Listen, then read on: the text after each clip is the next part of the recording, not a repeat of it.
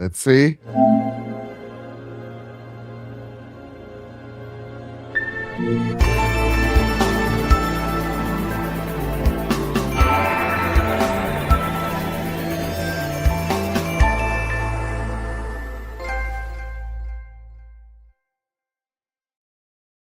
Oh, wait, no longer. Welcome to the trophy room. But I was gonna say after show, pre-show. I'm your host Joseph. That's where my brain is right now. Of course, we're here to guess the game. Kyle Stevenson, help us guess the game. This is definitely You got it. You got it. You said it so confidently. Sure. It's chicory. I love chicory. If it's chicory and it's I didn't recognize that, I'm gonna feel sad. There we go. There we go. Nothing. An amazing game. That. Chicory's awesome. What kind of a game is it? It's a good question. Hard to describe. It's like an adventure game. There's not much, if any. Well, there is combat in the terms of like bosses. Okay. But the world is completely blank, and you are trying to be the next master artist.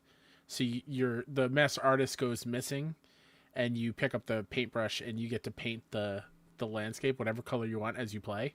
And then it also has a gameplay mechanic, and it's a very touching, emotional story too. It kind of looked like similar art style to what was the one we played at SGF last year? That was the sequel where you took pictures of things. Toem, yeah, it looks like similar vibes to Toem. Yeah. What's that one with Vin Diesel with the dinosaurs? Arc 2. I think I know what it is. Game? I think I know what it is. You think you know what this is? Yeah. I think you know what this is. Oh wait, I didn't get that. What did you think it was?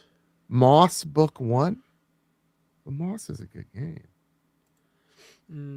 Did you see that Moss is coming off of VR? Yeah. That's crazy. I wonder how that's going to work. Yeah, I don't out of VR. What about Far Cry Primal? Ooh, that's like a. People I feel like that's like a deep cut right now. Damn. What's right that time thing? Frame.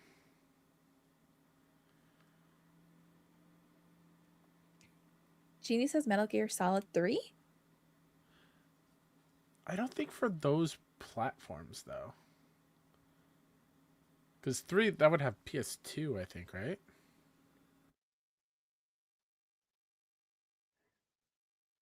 But that would be this generation, not last generation. I'm gonna do one more skip. Okay. Is that an ape? That looks like a primate. So you were very close with Ark. It's Ark adjacent. What's that? Isn't it like there was like what is a weird Ubisoft Primate game? Escape. It's like Humanity. Yep, it's from the makers of Assassin's Creed. Like the lead designer of Assassin's Creed made a survival game. Was it Humanity? Damn. That's definitely the game. Why are there monkeys in a bird's nest? And why are they standing on top of another monkey? What was it called? Ancestor still can, it says. That might be it. Yes. The Humankind Odyssey? Yeah. Oh, go team. Nice job, everybody. I think if I remember correctly, that game was like in development for as long as like Beyond Good and Evil like levels. Oh, thank you, Dwayne. Humanity is the game with the dog. That is correct. What's with all these forests? Also, can we get a brighter picture? Like what? Yeah. I'm going to go Far Cry 3. Come on. What the fuck? Let's go. Let's go. I've spent many times in those jungles. I know those jungles are real well. I need to replay that. I wish they like remastered it or something because it's so old at this point. They did? Yeah, there's a PS5 version. I think it's 60 frames. Is there? Really? I believe so. Am I making that up? I need to play that then. I loved Far Cry 3. That was the first Far Cry I ever played. Oh my god, Almost same. ready. Yeah. 2 more, gents. 2 more. Spider-Man. That's not webs. Yeah, in January, Far Cry 3, Far Cry 3 Blood Dragon, and Primal got a 60 frames per second update. Ooh. For PS5. Graphical update or anything? No, not graphical, I don't think. Yeah, it's probably okay. I'll have to try it.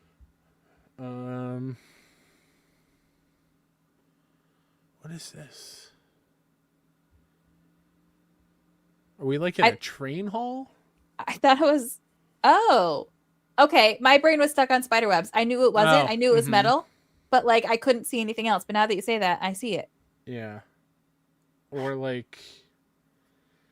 Can you skip it so we can see if the color scheme is still... Okay, so what games are black and white? Mad Worlds. Can you imagine? Could you imagine? What the fuck? On? I just turned it. I was like, can you imagine? Holy shit. Oh, Stevenson's on a fucking Hell tear. yes.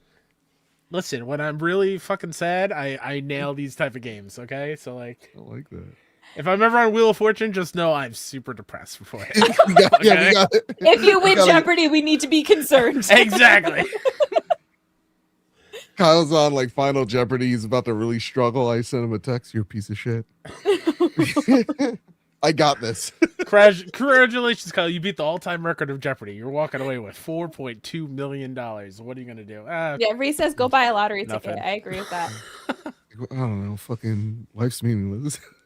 So Kenneth says Lorelei. Okay, I'll put that in. I still have to play it. Nice, Silken. Look at us.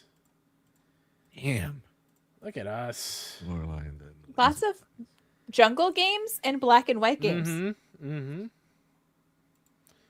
All right, one last one, and then we only have 2 left until we're caught. Can we connect them? All right, kids. Please. All right. Croc! Oh, I was about to say light. I think we got this. If this is not Croc, I will lose my shit. What? No! That was Croc, okay? That was Croc. How are you telling me that's not like the opening levels of Croc? Right? Gex the Gecko. At an 85? Do you doubt Gex's ability? I do. Underwater? Crash Bandicoot? Oh, 3DS. Oh, 3DS. It's got to be Mario. Oh, Yeah, yeah. it's a Mario. Which Is one? Mario There's Kart 1,000 DS? of them. Mario Kart DS. Oh my god. Yeah, this has to be Double Dash. On the 3DS? Oh, 3DS? Yeah. Super Circuit? Is Yes. that? Are you sure? Played a lot of it. Yeah. Nope. I hate Mario because you get Mario early and then it's like, okay, but which 7? one? They're all the same. Oh, There you 7. go. Okay. Right. thought- Yeah, they treated it like it was a main line. I thought 7 was the Wii one. Oh, I guess that one is just called Wii. No, they stole assets from Croc. They 1,000,000%. 1,000,000%. I don't know which game came out first, but they stole it from Croc. No, we're going with that. Even one. if They it came stole out from first. Croc. Absolutely, they did. Alright, What got a is that little- thing on the side? Like a drill, I'm thinking? I got nothing. Hi, baby. Wait, where's Tyler?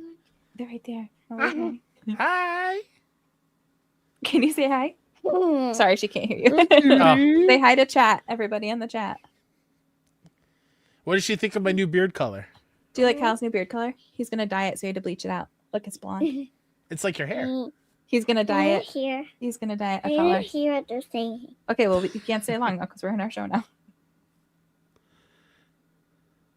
Hi! Did you Hi, hear? Carly. All You right, like do you- Kyle's beard? Oh, Yeah, no, what do you no. think of my new beard color, What Caleb? are doing here? Mama? sorry, can you say that again? What do you think of my new beard color? You like it? I'll take it. I'll take it. All right, I love you. I need to erase this on your phone. No, go on. I love you. I'll see you later, okay? PS1. Sweet dreams. See you tomorrow. Mwah. Oh, Medieval? Nice. Oh, Kyle, you're on fire. Again, listen. All right. My brain's handling other things, so like I can focus the other part of my brain with useless video game knowledge. It's rocking on all Are we ready? cylinders. Did we get every single one of those? Yeah. Because of freaking Kyle? Yeah. Killed it. Did we? We did. We didn't have a single red. That is fair. That is fair. Are we ready to rock? Kyle, type in 1040 in the private chat board, please. Whoa, hold on. Okay. There's a new thing on the side for notes, and we could turn on a teleprompter. What? I don't have that feature. Whoa. Interesting. Whoa. Can you see All right. that? Yeah, I can't see whatever you're typing, but I see. I that can't. I'm not typing anything, but do you see words over the video? No. Oh, that's interesting. Interesting stuff. All right. I'll put down 11 minutes. 11:15. This week on the Trophy Room, we talk about next week's state of play. Get your Witcher senses ready for more Witcher 3, and we mourn the loss of Destiny and possibly even Bungie, and so much more here on the Trophy Room.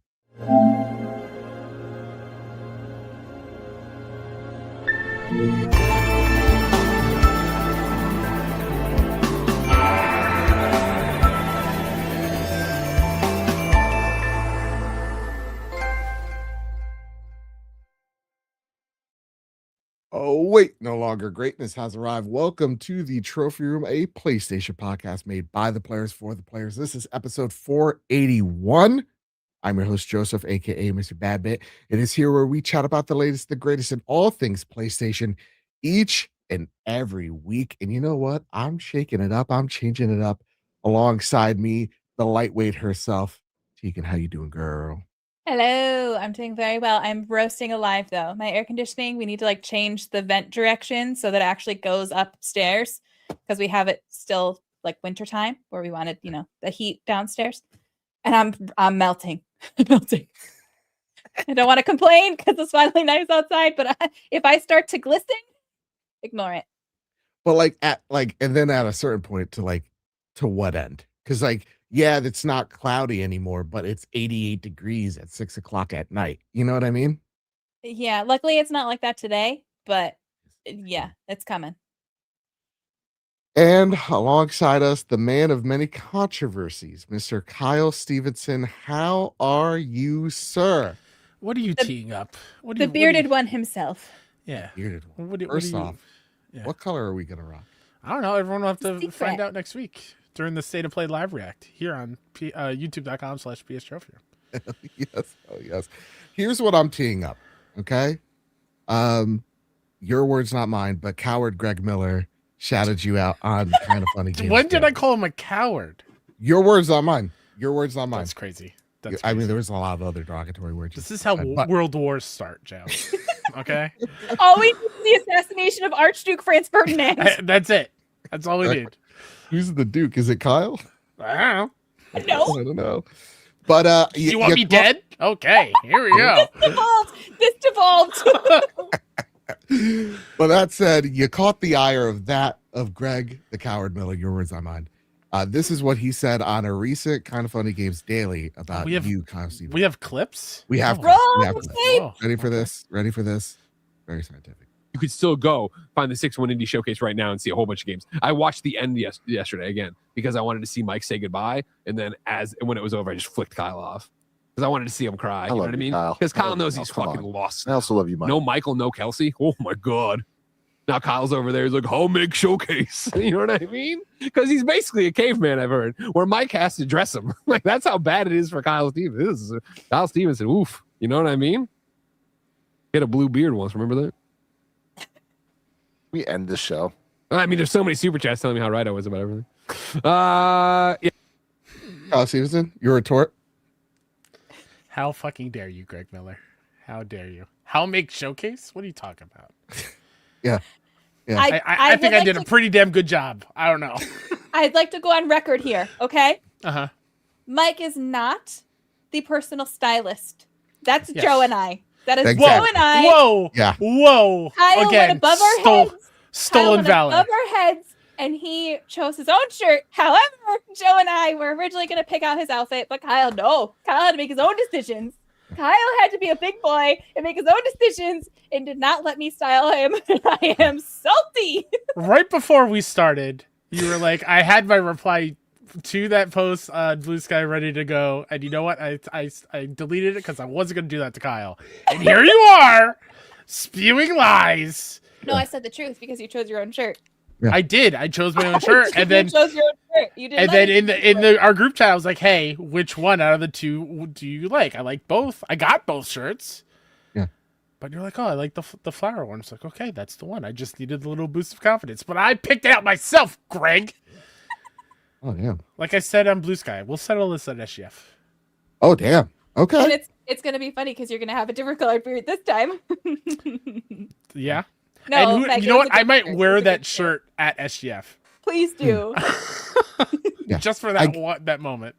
I guess as president of video games now, Kyle Stevenson, you have to make a lot of executive decisions. Uh-huh. And sometimes those decisions are, what shirt do I buy?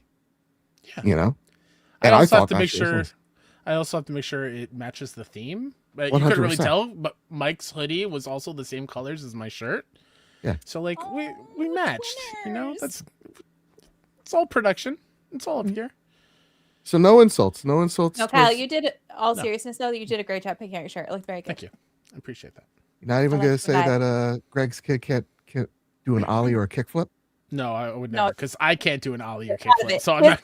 His kid is not involved. Yeah, no, I don't play that game, Joe. Fair enough. Sometimes you got to play dirty to win. You know what I No, mean? not with Greg. All right, listen here, gang. We got a lot to talk about. This is actually one of those episodes where there may not be a whole lot of news, but where there's news, it's humongous here in the world of PlayStation. Who would have thought 1 week before PlayStation's huge state of play, which we'll have some final last minute like rumors and speculation for, but we would have such like ground like shattering announcements, the likes of Bungie sunsetting Destiny 2, which is just crazy to think, and also where they go from here, and also do they go anywhere from here? All that and more. Of course, gang, we are only $157 away from hitting our goal of $2,000 to head over to SGF this year. Thank you all so much for those of whom who have donated so generously. And if you can't donate, that is okay. Hitting like, share, subscribe, rating us 5 stars on Apple Podcasts and on Spotify goes such a long way to help us get to SGF. You're the reason why we get to do the cool things we do. You guys are literally powering our dreams, and we could not be here without you, without our amazing patrons and our channel members, but we'll get to more of that later in the show. That said, gang, it's time to square up the news. First bit of news that's being squared up comes to us from Jordan Midler over at VGC. And Jordan writes, Sony Interactive Entertainment trademarks break in ahead of State of Play showcase. The trademark appeared on the U.S. Patent and Trademark Office website with the filing date of May 20th, 2026. Break-In has been trademarked under IC 009 and IC 041, the first being dedicated to video game software, and the second dedicated to entertainment services, including video games. It's clear that whatever Break-In is it's related to a video game. Fans believe it to be a possible rebrand of Haven Studios' Fair Games, which was announced in 2023 and hasn't been seen since. In February 2025, it was reported that Fair Games had been delayed to 2026. A previous report from Insider Gaming appears to corroborate this theory, as it reports Fair Games will feature an extraction mode with the phrase "break in" appearing in the alleged mode description. While trademark filing isn't evidence that a title will be released, let alone announced, it does coincide nicely with the announcement of a June 2nd State of Play showcase, which just might feature Fair Games. Stefano in the chat writes in, Oh, Jesus. break but British pounds in. Yeah. Oh man. And I mean, straight from the blog as well. I thought this is pretty fitting because I feel like this is just the inevitability of break-in. But Remember Destruction All-Stars? Launch game. Yeah, it's dead now. The game will remain available for existing users in the single-player modes until November 25th, 2026, when all server support will be shut down. Following this date, arcade mode single-player challenges will remain accessible for returning players, though Sony notes that functionality and player experience may be affected due to the server's shutdown. All other game services will be taken offline. Also, they'll be removing any type of virtual currency you can redeem and all that jazz. So, gang, it looks like we already know the first game at that state of play. What are your thoughts, Kyle Stevenson, on them possibly rebranding Fair Games $ to Break Pound sign? Sure, but I don't think they need to worry about the name Fair Games anyway, because it's been quiet since that 2023 reveal. Like, maybe they're doing it to be like, hey, did you forget about it? Good, because here's a new name kind of situation. But yeah, this is fine. We'll see it. I'll be not into it, and some people will, but it's just not the type of game I think Sony wants to fully back anymore. That was a different time. That was a Jim Ryan time. That like, was who knows? definitely an era. But like, I very distinctly remember, I think it was before, I want to say it's the last Sony E3 show when God of War 2018 was revealed, and they were in the big theater with the orchestra, whatever. I think a few days before that, the code name for Days Gone, or the name Days Gone, was filed and trademarked in similar fashion. So it's definitely a reveal at State of Play next week. But whether it's, as Insider Gaming says, it's the mode or the full game, I'm leaning towards the full game is getting a full-on rebrand. Yeah. Yeah. Like, do you think that's enough to save this game? I think the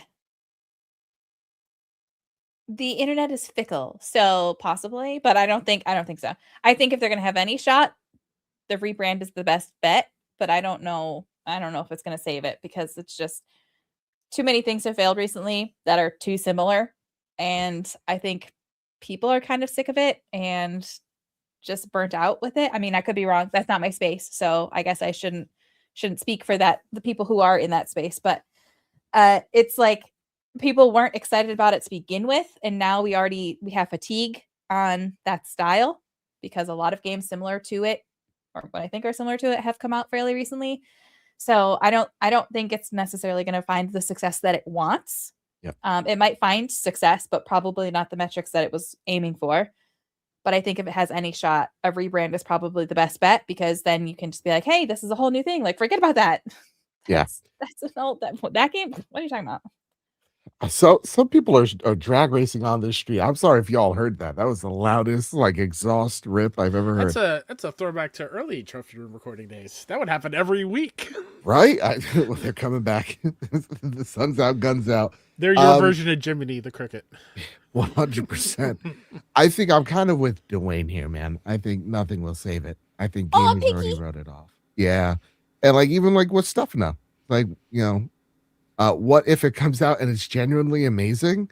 I think when our expectations are there, I don't know. There's something about like the narrative already being set on a game, even if the game's good, like Marathon. I'll die on that horse. Where it's like, you know, it is a good game. It's just not finding the audience, and the narrative is already, it's not finding the audience, and it's doomed, right? Or this is the cause of, you know, Destiny's downfall, and you already have people rooting for it for weird reasons and valid reasons for it to fail. So I think unless we see a totally different game, totally different aesthetic, not chasing a trend, I think people are already writing it off. I think it's smart on Sony to rebrand it into something else because of the negative connotation that is Fair Games. But the fact that it's still that team, the fact that every report out of it saying it's not looking good for it, I don't know. I don't know what could genuinely save that game other than maybe it being free to play or offering something genuinely we haven't experienced yet. But if it's just another extraction shooter, I'm also just sitting here like, did they learn nothing from the Concord rollout? Genuinely, did they not? Because Concord, we saw a CG trailer. Yeah, Then the next time we saw it was gameplay, and then it was out in a few months. Right. Last time we saw Fair Games was a few years ago. It was a CG trailer. Yeah. And now we are potentially going to get a gameplay trailer on when's the second Tuesday? Yes. So on Tuesday, we'll seemingly possibly get a gameplay trailer, and then it'll be out in a few months. Same strategy. Didn't work the last time. This one's probably not going to work either, and it's a bummer. Yeah, I don't know if it'll be out in the next few months, truly. But I think again, also narrative set on Sony of like they just don't understand it, and I think like they don't understand the appeal of these games. They've tried chasing them for so long, and they just don't understand what clicks with gamers, but also what their audience really want. They don't want these games. It's kind of like if Nintendo bought Bethesda and they were like, hey, we're putting all types of Doom games for like, I don't know. We're putting Mario in Doom. Like it wouldn't make sense. The audience wouldn't jive with it. It's not what that audience wants. It doesn't make any sense. So for PlayStation, I think it's finally gotten around to the time where, okay, we got to start listening to what our audience wants. They don't want these games. We're not good at making these games. Every decision outside of Helldivers 2 we've made has been the wrong move to make. Even in Helldivers 2, trying to force people into the PSN login killed a lot of hype and the momentum that game had. So I think every step of the along the way, Sony has put the rakes out to step on, and I just don't see them really. I don't see them nailing it or them turning the ship around on Fair Games. And the fact that all these studio heads of this studio have left, I mean, I just think it's kind of like a sunken cost type of situation where it's like, we put so much money into it, might as well put it out and maybe get some tax write-offs on it. I don't know. Sucks though. It sucks that that's where our head's at with this game, Meg That's- says, hasn't there been bad feedback with the playtests too? I didn't hear 100%. that. Yeah, no, 100%. Like it's just, yeah, I don't know. I just don't think PlayStation gets multiplayer, and I hope from what everybody's been saying, everybody's been hearing as of late is like, okay, they got the message. It's time for us to pull back and let's do something our fans actually want, That said, how about this? Bit of news I know Light will care a great deal for. Kyle, take it away. This comes from CD Projekt Red's Blue Sky account, and CD Projekt writes, "Medallions humming. That can only mean one thing. It's time to announce The Witcher 3 Wild Hunt Songs of the Past. This brand new expansion for The Witcher 3 Wild Hunt will take you to the path with Geralt of Rivia once more. It's being co-developed with Fool's Theory and is coming to PC, Xbox Series X and S, and PlayStation 5 in 2027. Stay tuned for more information in the late summer." Hint, hint, probably Gamescom. You think Gamescom? I need to go to Gamescom this year, then, is what you're saying. I don't know if it'll be playable, but I'm sure it'll be in the opening night live show, possibly. Why not Playdays? Or Because it said late summer. Playdays is not late summer. That's the start of summer.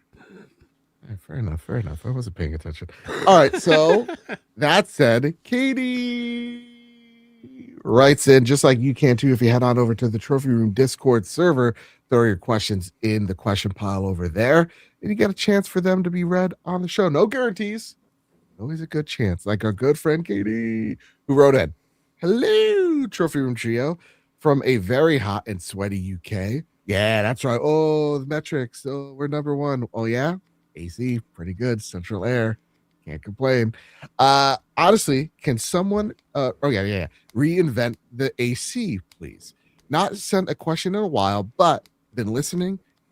Today we can rejoice. CDPR have finally revealed The Witcher 3 DLC. The rumors are that this DLC will serve as a bridge between Witcher 3 and 4. And I've been doing a third playthrough of Cyberpunk, and man, sorry, I lost my place. CD Project Red are just honestly one of the best in the business when it comes to story, writing, and characters. All that stuff. I cannot wait to dive back into the world of The Witcher. So my question is, it will be exactly 10 years on the 30th of May since Blood and Wine released.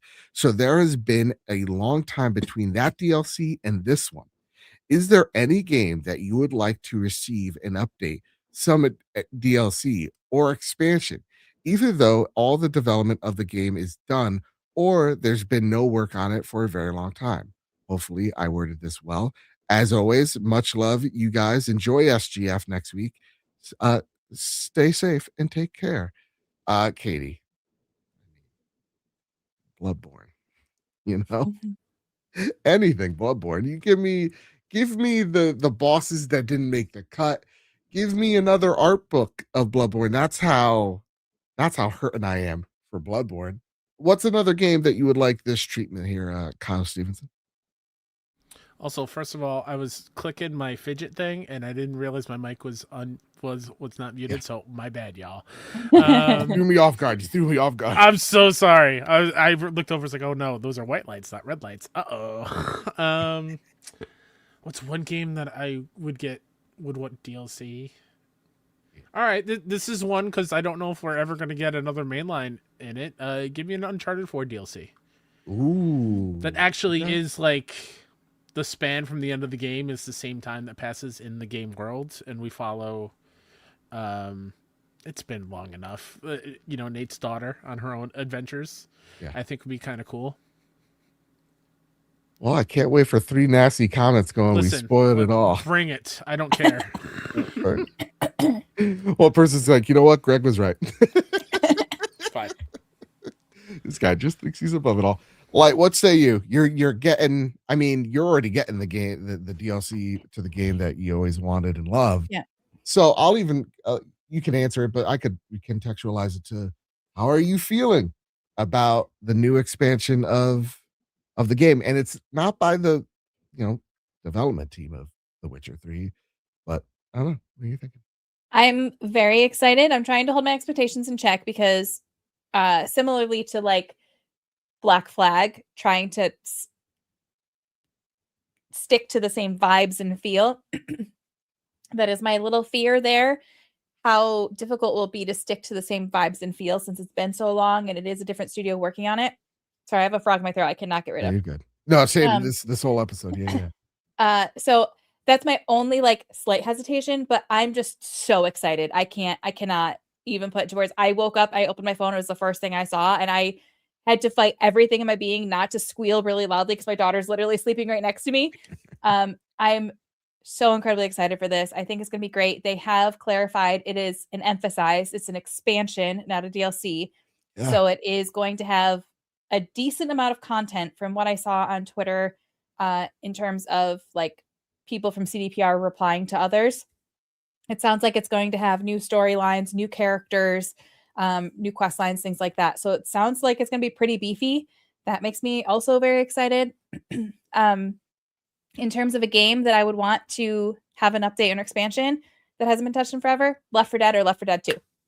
God. That's my answer. I love those games. I don't want them to be dead. I don't want them to be gone. I know that there is still an audience that plays them like on Steam, but I'm not there. So for me, they're pretty much dead. So that's what I would like. And also, Chrono says that his daughter's name is Cassie. Yep. What? Thanks, guy.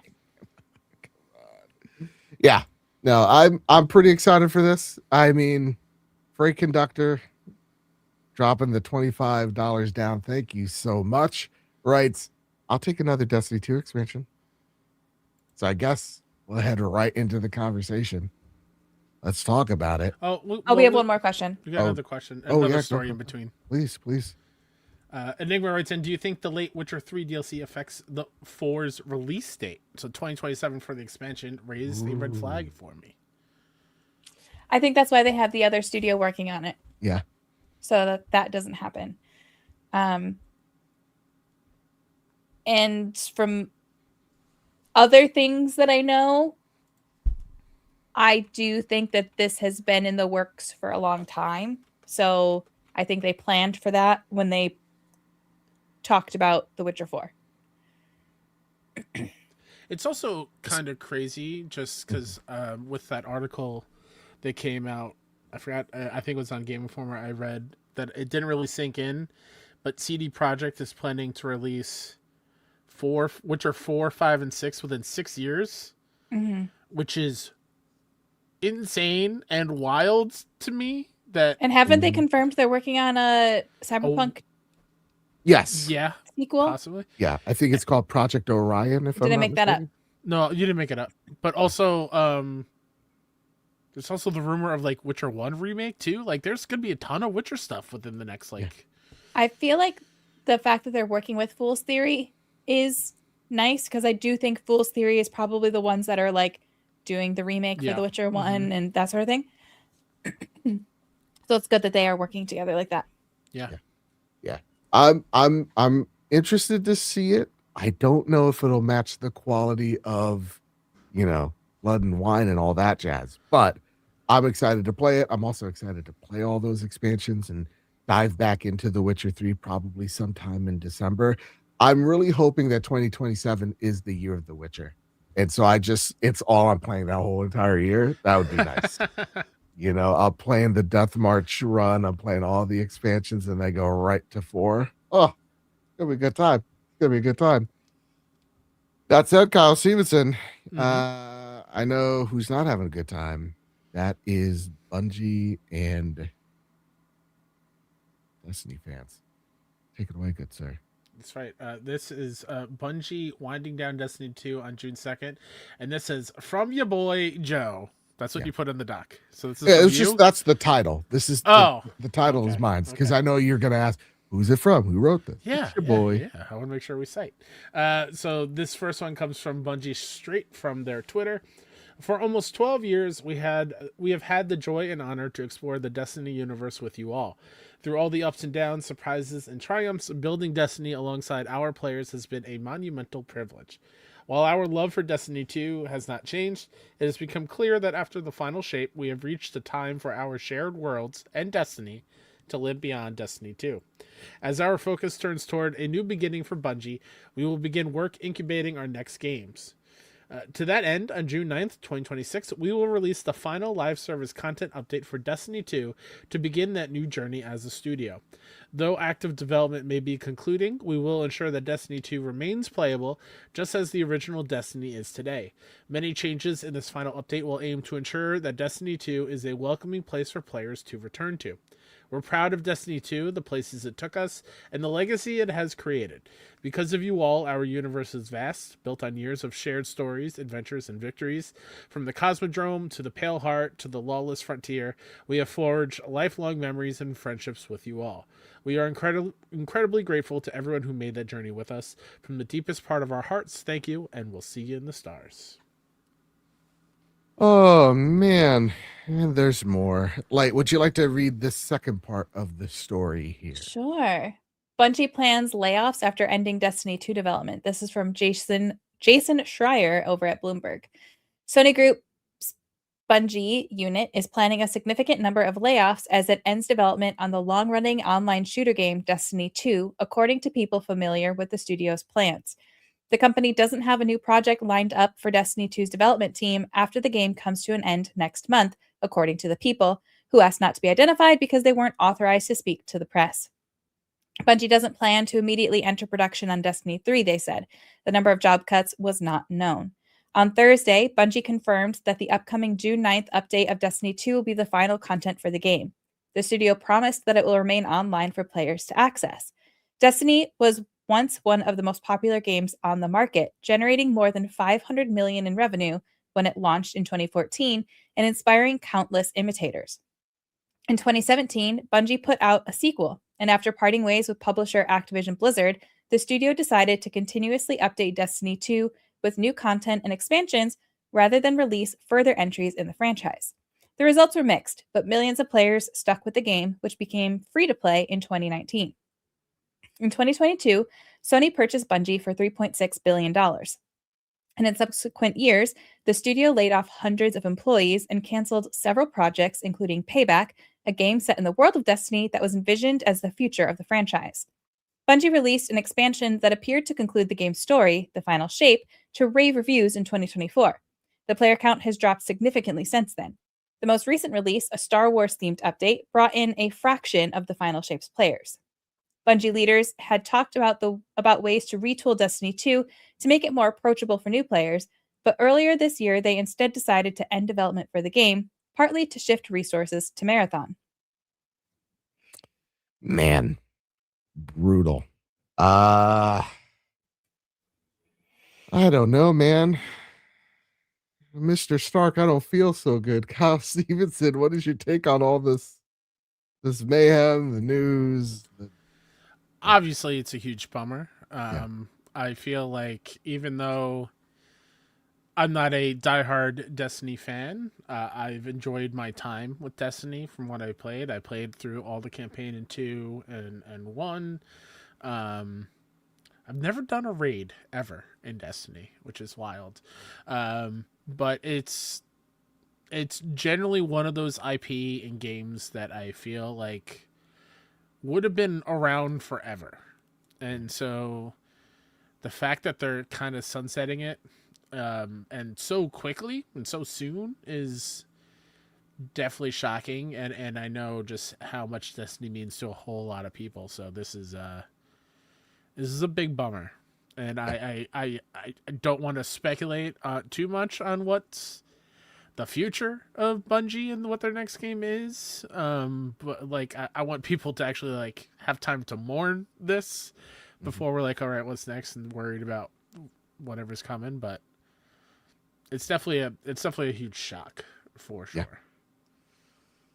Like, what say you? Is it the fault of woke gamers and not putting a bikini on the ghost? What's going on here? I think kind of what I would want to talk about is similar to Green Gorilla Gamer's question. So could we Oh, read that first and then jump into? Absolutely. So Green Gorilla Gamer writes in, "Sup fam, I didn't even know what to say. Destiny 2 had the most potential of any first-person shooter ever. There were times it delivered and times it didn't, but I don't think I'm alone in that opinion. I've had Destiny for half of my life. It's become one of my favorite universes. D1 is still in my top 10. I met Nolan North and got some backstory directly from him about the video game character with my name, Cade 6. Joe, I know you love this franchise as well. Is this Sony's fault? Should they have never bought Bungie? Did Bungie themselves make the mistake and should have stayed independent? Is the outcry from fans warranted in saying that they're giving up Marathon in a strike? Sweetheart, honey, baby. You have to buy it to give up on it. In strike like fashion because they're upset about this one? Or will it only cause another game to be shut down, bringing Bungie closer to their closure? I hope everyone listening hops on the game on June 9th. Eyes up, Guardian." So that was going to be kind of my same question. We see this over and over and over again. It's not just a PlayStation problem, it's an Xbox problem as well, where these bigger developer studios names buy up smaller studios, or smaller, maybe not the right word, but buy up other studios. And then it leads to that studio's downfall. We've seen it a lot with Xbox. We are seeing it a lot with PlayStation. At what point is enough enough? Like, I know when they were buying all these up, they didn't realize that it wasn't going to work or they wouldn't have done it.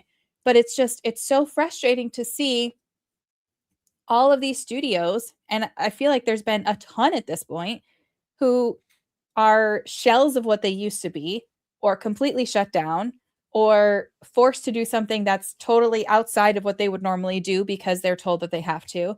Yeah. And it's just depressing.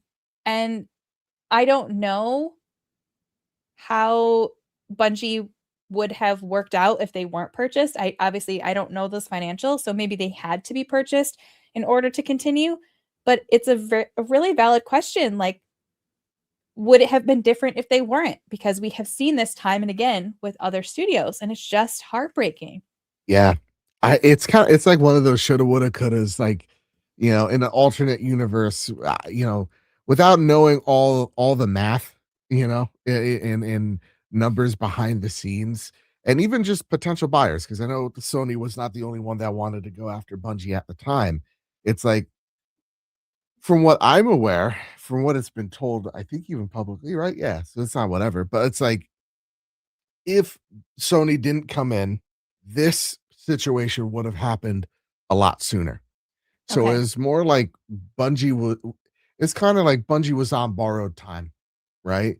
Okay. I think Freight Conductor put in the chat. Jason literally started a YouTube channel. He's a YouTuber now, and he said something along the lines of like, people don't understand. And I also saw one of the Remedy producers even saying this. Is like, y'all don't understand how expensive this game truly was Mhm. and is. And even wanting to go out there and make a Destiny 3. And I love people fighting the good fight and signing those petitions I've seen going around. It's already hit over 250,000. Um, but I think Jason said something along the lines, I'm paraphrasing, could be wrong. Go check out Jason's video. It's very informative. But it's like, you need the size of that game, the budget that game needed would be the budget of Destiny 1 and all of its expansions into Destiny 2. Like, you're looking at something well beyond $400 million to make, and that's before the marketing even goes Yeah. into this game. And so you're looking at a game half the size of a GTA, which is going to be the biggest entertainment release ever. Music, movies, whatever. And even that game, right? When you talk about GTA, is it too big? Like, the question is it actually too big to fail? Or could this thing sell 20 million units in 3 days and it doesn't recoup the cost? Like, it could be gigantic, but is it enough to be sustainable? Man, I don't know. So, you know, putting that into perspective of just how expensive this thing is to make, no change.org petition is going to convince Sony to go, you know what? We've taken a few bets on Bungie. Every bet we've taken has been the wrong bet. So let's pour 400, $500 million into this game and hope it returns on investment. Like, because It you're does gonna make need me it. feel Yeah, it does go make for me it. feel a little bit better knowing that they were kind of already rocky beforehand, and it wasn't a situation of taking a successful studio and ruining it like we have seen other times. So, Yeah. I'm obviously that's still very sad, but it's a little less painful knowing that it wasn't an acquisition fault, if that makes sense. 100%. And Crow writes in, I'm sorry, I can't pronounce her real name. I'm sorry. But like, Xbox looked at Bungie's books and passed on them before buying them. They were looking at them before the ABK deal, from what I heard in the past. Yeah. So like, things like that, it's like Destiny was going down this route. Mhm. And there is a part of me that the thing that I'm actually curious about is, man, if they just made Destiny 3, not just instead of Marathon, but if they made Destiny 3 in 2020, like that game came out then, we didn't have the final shape, where would Destiny be right now? Because it seems like the story of Destiny 2 was Bungie not wanting to let go of the Activision strategy of numbered game expansion, numbered game expansion, numbered game expansion, year in, year out. And they wanted to make it a live service game. And I just think at one point it got too big for them to maybe ditch.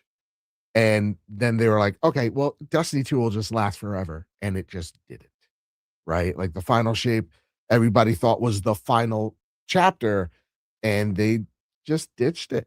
And now you're seeing Bungie in a very questionable position that it's I get scared because, like, Green Gorilla, you're right, and I'm sorry I'm turning this into a rant about myself, but like, I love Destiny. I have the Ghost right up there from Destiny Once collectors. Love Destiny. I played the alpha of that game, right? Um, and seeing everybody kind of mourn it, from people like Cog and Abontis, um, you know, it hurts, right? Because like, that's someone's home. So that's someone's made friends there, right?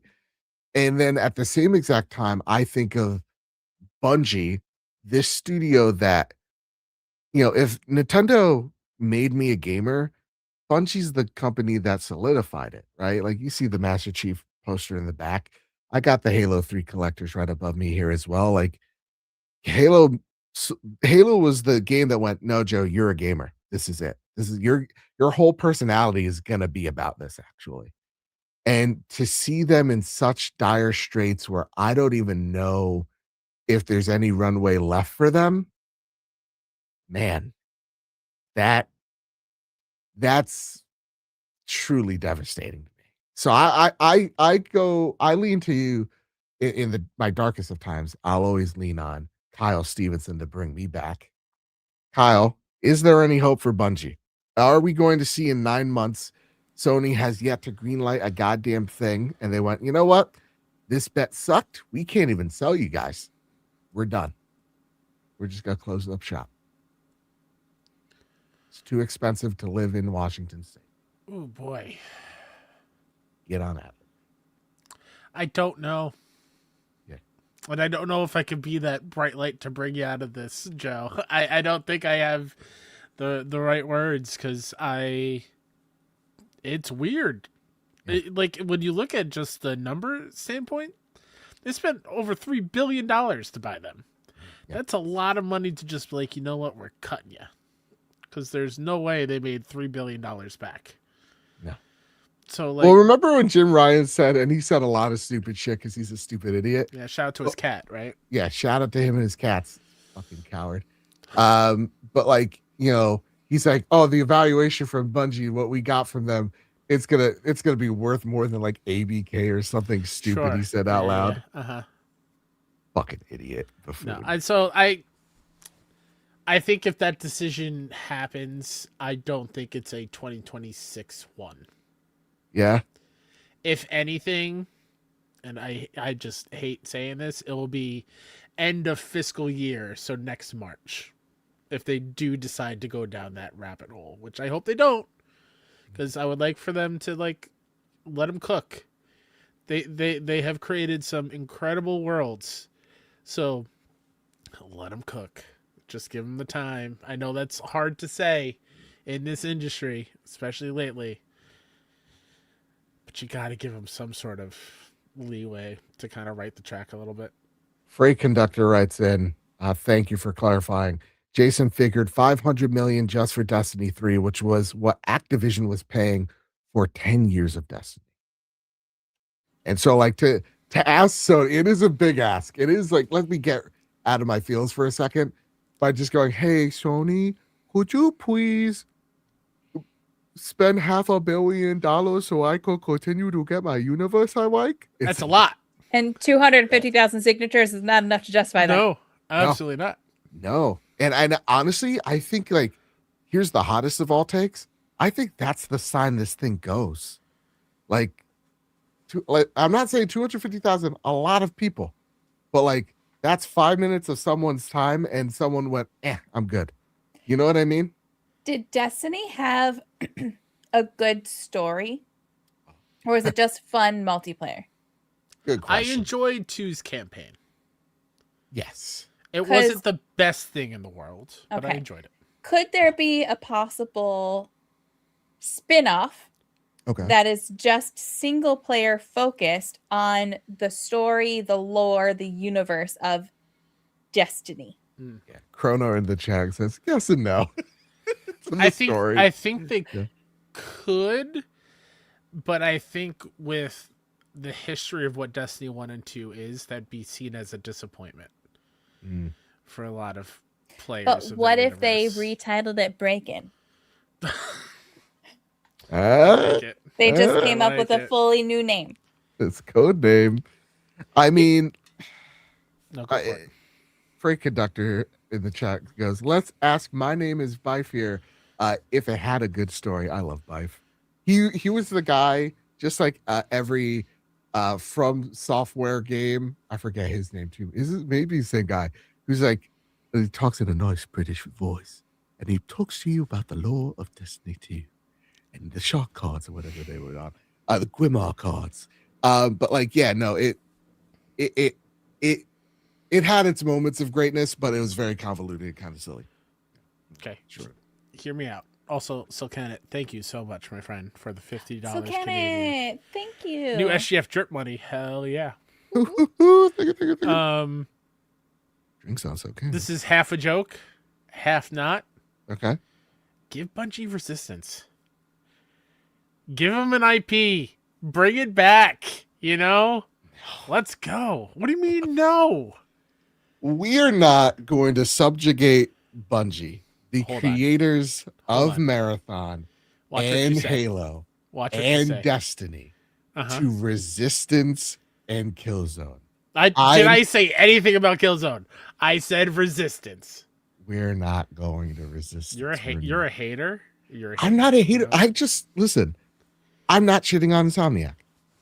You're a Great hater. studio, obviously one of the greatest. Sony, please don't hurt them. But Resistance and Killzone, they wanted to be Halo so bad. But that's not what I'm saying. They could, but they could not.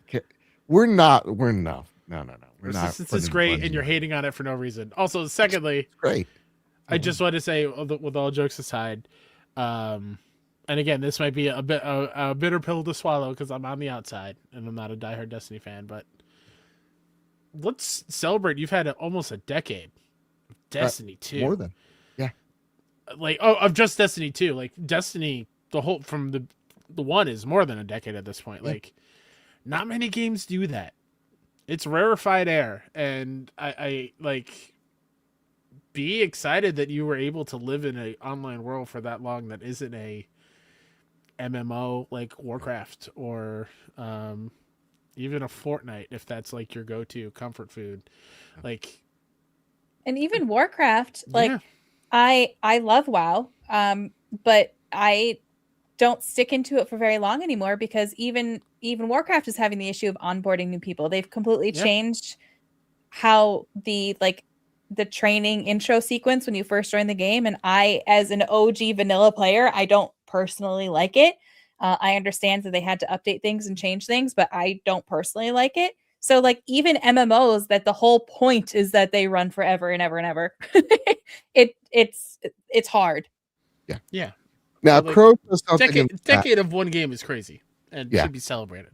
and they say, unfortunately, the devs that made Halo are no longer with Bungie. Now, actually, not true. A lot of them are still there. They made Marathon, and everybody hated it. That said, though, I think there's like over like 20 of them that worked on Marathon around there. That said, though, I think that's the other thing us gamers have to kind of think about as we get older. It's like, yeah, Bungie may not be the Bungie of the 2000s anymore. Kind of like how BioWare is not the BioWare that we fell in love with Dragon Age 1 or Mass Effect, right? And these companies go, right? Like they hit their heyday, they decline, and then they get sunsetted, and then you see people that take their place. Like we now hold CD Projekt Red with the same, reverence that we gave, BioWare. And like, with Bungie, I could think of so many really great multiplayer shooters right off the top of my head, like Apex Legends. Like there are great shooters out there and they're varied. And it's actually probably the best time to be a huge multiplayer shooter fan because there's just so much to choose from, right? So like there is something to that of like companies come and go, but the games that show up and show out and bring the audiences in, those aren't going to stop. So it's sad news here, of course, because listen, there's going to be layoffs. There's going to be, this, that, and the other thing. And who knows what happens. Well, we kind of can assume what happens with Marathon, but it's knowing that we still have games like Arc Raiders to go back to, PUBG to go back to, Battlefield to go back to, a new Call of Duty to look forward to, that type of stuff, because Modern Warfare 4 is real and it's looking pretty cool. Like that type of stuff, like that's what you can look forward to. So, And a new Resistance from Bungie. You can look forward it's to not that. okay. No. Let's pause. What do you guys truly think happens to Bungie after all this? Do you think they get sunsetted? Do you think they, pull the plug? It's life support. It's over. Or do you actually think there's a legitimate, return to form? Like I ask you these things. I think they start with the layoffs and see what ideas that Bungie and Sony can come up with to right the ship. And I don't know, because Marathon's not going to do it. Unfortunately, people just have it in their mouth, in their craw, that the game sucks, and it's probably doesn't matter what they do for Marathon at this point. People have written it off and are not going to get into it. So I don't know. I don't feel like they shutter it, but I also didn't feel like they would shutter other studios that they've closed. So Right. like Blue Point. Right. It's like so it's really impossible to know. I would like to say that they don't shutter it for a little while and give them an opportunity to come up with a new idea. But I don't have faith that is how that's going to play out, because I feel like the strategy at this point is, oh, you're not doing what we thought. Instant. Yeah. I mean, Kyle, what say you? You really think they're going to put the team to Resistance 4? Kyle, I think you're muted. He's muted. I don't need to talk to let my point be known. Okay, they're gonna go back to glory of Resistance Fall of Man for video or users here. No, like in all seriousness, I don't know. I would like to think that they are given a chance to kind of. I can't say the word because my brain is mush currently.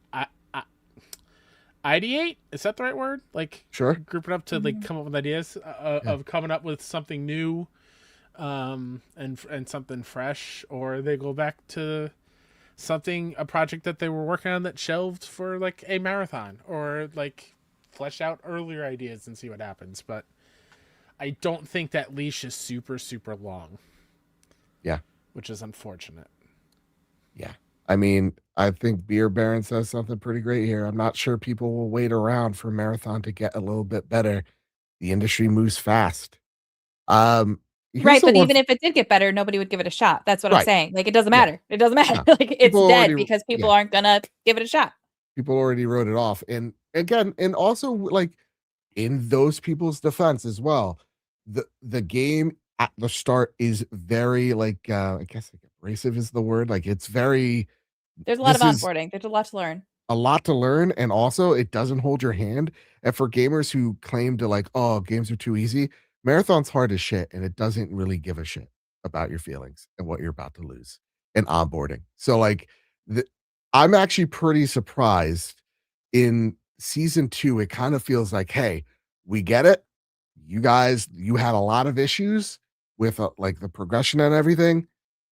Here's this new and improved. We got a new cradle, which is a new leveling system that actually kind of looks better than Arc.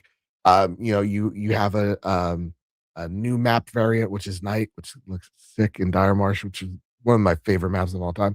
You got new weapons, you got a new shell, like all that for season 2. So it seems like they're learning and they're listening and they're moving really fast. But isn't enough because of all the bad news about Bungie that carries, will that carry water for them for, X amount of years that they're going to need? I don't think so. Even if it rebounds, I don't think so. But yeah, Kyle Stevenson. I was going to say, we're also getting to a world where it is Marathon. Yeah. We're similarly getting Fair Game / Break-In. Sure. We also have, what's the Left 4 Dead creators PlayStation game? 4 Loop? 4 Loop. Yeah. Like, those are already a lot of like shooters, similar styles of like multiplayer focus stuff. It's gonna be super hard to find a footing and have an audience to dedicate to one when that's just what's on PlayStation, and then everything else is everywhere. And that audience doesn't want it. Like exactly, they've said it over and over again. If you're not Helldivers 2, we don't want it. We want you to be the single player studio. We want you to come with us, give us an action adventure game once or twice a year. And I think that's where Bungie's next game is. I think it's something a tad bit less expensive. I think it is going to be story focused, and I think you're going to have a multiplayer suite that comes along with it. Like, I think their next game looks more like a Halo than it does a Marathon or a Destiny. Oh, so you're saying a game that's like Resistance? Yes, but appeals to the larger general audience. Yes. Okay, that's all I needed to hear. to equate Bungie, legendary shooter studio, even at their worst, Kyle Stevenson. Again, no disrespect. It sounds like you're No very disrespect, disrespectful. but I'm gonna. It sounds like you're about to They're not. disrespect the Insomniac weapons that they are Yes. notorious for being awesome with. It's a good shooter, but let's not kid ourselves to say it's no Halo 2 or 3. There is nothing that Insomniac can offer that feels as good as a DMR and BMR. And I know you're triggering me. So you know what? Greg was right. We chose his shirts.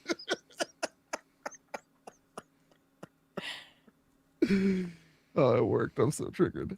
Yeah, but I don't know where we go. I was like, don't I know didn't where break a sweat, and I got it. No, I'm good. I'm just showing to the world how stubborn Joe is and it's not. how hesitant he is for change. No, it's gonna be. I'm gonna get so many. I'm hoping. You know what? I'm gonna put a poll in the chat. I'm gonna be. There are dozens of they're us, gonna Joe. side with you. They're gonna side with you. There are because dozens they're of gonna us. trigger me more. All right. You know what? Enough of this. You know what game we do need though, not Bungie related? Okay. We were talking about Lego Batman in the chat. Give me a Yeah. freaking Arkham game, like Oh, yesterday. yes. What are we doing? What are we even doing? Well, Rock steady. here's my question. What if like for the years to come, because Bungie does need to bring in more revenue, what if they just remaster or remake Destiny 1 and 2, going like, hey, here's the polish up versions of these games? Didn't they already While do we're that cooking. with 2? They have like collections of the game, like different DLCs. Sure. But what if they're like, here is Destiny 2, with no new content, but all the content we vaulted, everything's back in here at a reduced size so that it's not going to take up all your PlayStation 5's memory. And also, for good measure, here's Destiny 1 as well, remastered for PS5. Would that buy them some time, you think? Gotta buy them some nostalgia. I don't know. Destiny 1, Destiny 2, classic single player story mode only. Yeah, 100%. Light, I appreciate your comment in chat so much. I stole the idea from Jonathan. Oh, you both are fantastic. Joe's poll probably over under Resistance. Over, under, resistance. You really got to make that the poll, but there Yeah. you got to say what the over under is. It's Or Joe. just No, he make it a doesn't. yes or. That's true. Better than See, this is what happens when you don't want a studio to bring back a beloved PlayStation IP. Thank you very much. How dare you? let the chat decide. Sure. Let the chat piss me off. That said, you know what I'm not going to get triggered by? Before we get into what I think you're going to say, is something that wasn't in the doc, but real quick, PS Plus games for June. Oh, thank you so much. Yeah.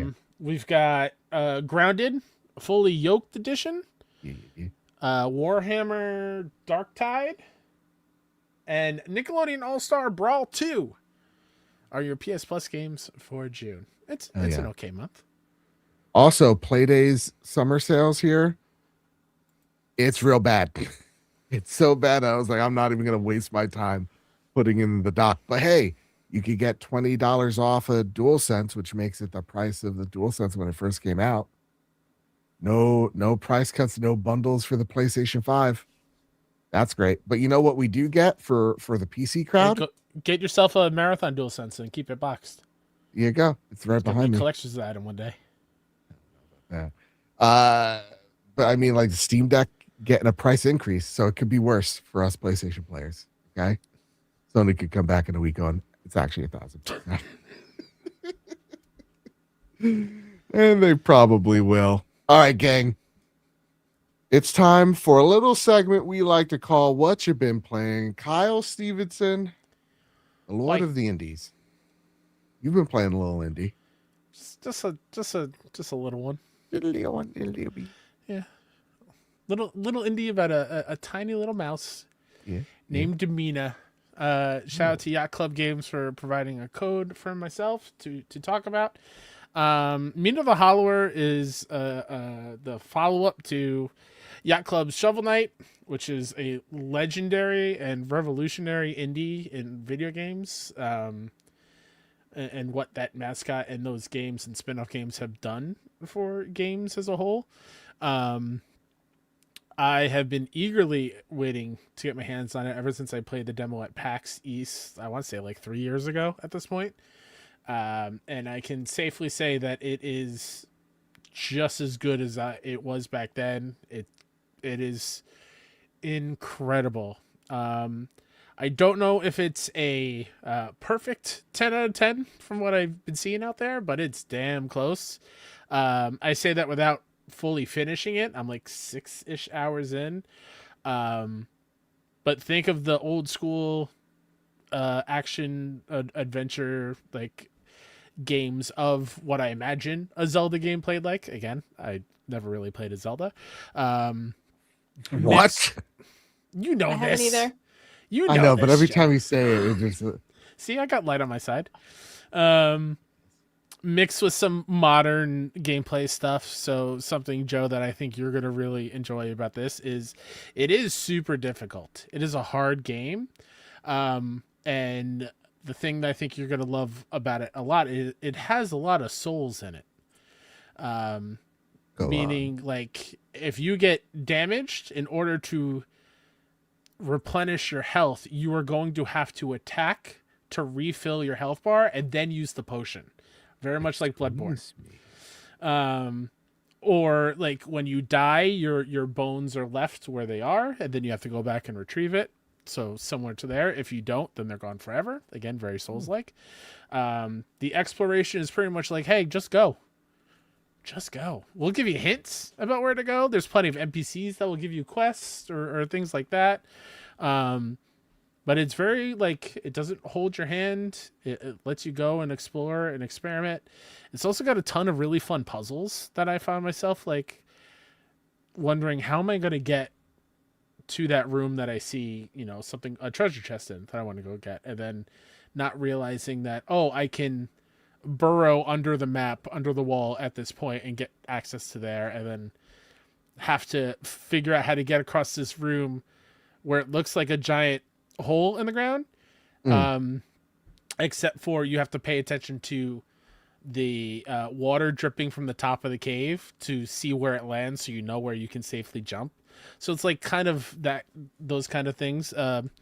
Gentle Stone in chat says no map at all. Yeah, there's no map. I mean, there is a overall map that gives you regions, but there's no like, here you are here and here's where you have to go. It's very much like, just go, have fun. Combat outside of the soul stuff is you have a weapon, you pick up items to use, like throwing a sword or an umbrella that will help shield you and even help you with platforming and get across gaps because it'll make you glide a little bit more. But instead of like a dodge roll, since you're a burrower, you can go under the ground and underneath enemies and pop up to dodge out of the way of attacks. You can do that again in platforming. That's very important. But also just like regular jumping out of the way can also do equally as good to avoid damage. I'm only 6 hours in. There's tons of stuff there to explore and get, and cool NPCs in there. None is voice acted. It's very retro. It is from the Game Boy era of games, and it is glorious. So I'm very excited that it's hitting as hard as it is for me, because I've been waiting for it for a long time, and I'm happy to report it's fantastic. So yes. May 29th, Friday, or tomorrow, if you're listening to the audio podcast. Video viewers, you gotta wait another day. But yeah, pick it up. Support Yacht Club so they can keep making good games. I was gonna say, do I buy this game on Switch too, where I could play it on the trip to SGF, Mm-hmm. or do I buy it on PlayStation? Because this was a game I was always going to buy, because I do want to support Yacht Club. I want to, again, if you want to see these awesome games, gotta support them. So yeah, like, am I buying this on PlayStation for the plat, or am I buying this on Switch just to have something to play on the airplane? If I know you, Joe, Yeah. probably Switch. Yeah. Yeah. I mean, Outer Haven in the chat says a great website. What By the way. up? Double dip. I mean, yeah, you could do that. I thought if that's what you were going to say, and I'm like, I probably will. I mean, yeah, you probably will too, but because I have, well, now that I mention it, I do have like $25 of just Amazon. Like, I have a random Amazon gift card. Like, you always have random Amazon gift cards. What do you? My do? brother, I don't know. My brother called me. He's like, "Hey, there's an account." Okay, well, it may not be mine. Let's circle back. My brother, because we share the same Amazon Prime, because come on, who doesn't?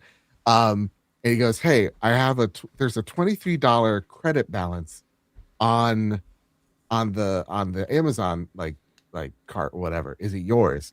And I instinctually said yes. And he said, "Okay." He didn't question me on it.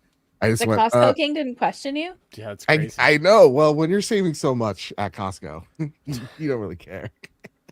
He's sitting on a bunch of cartons of milk. And so he's like, "Okay, sure, it's yours."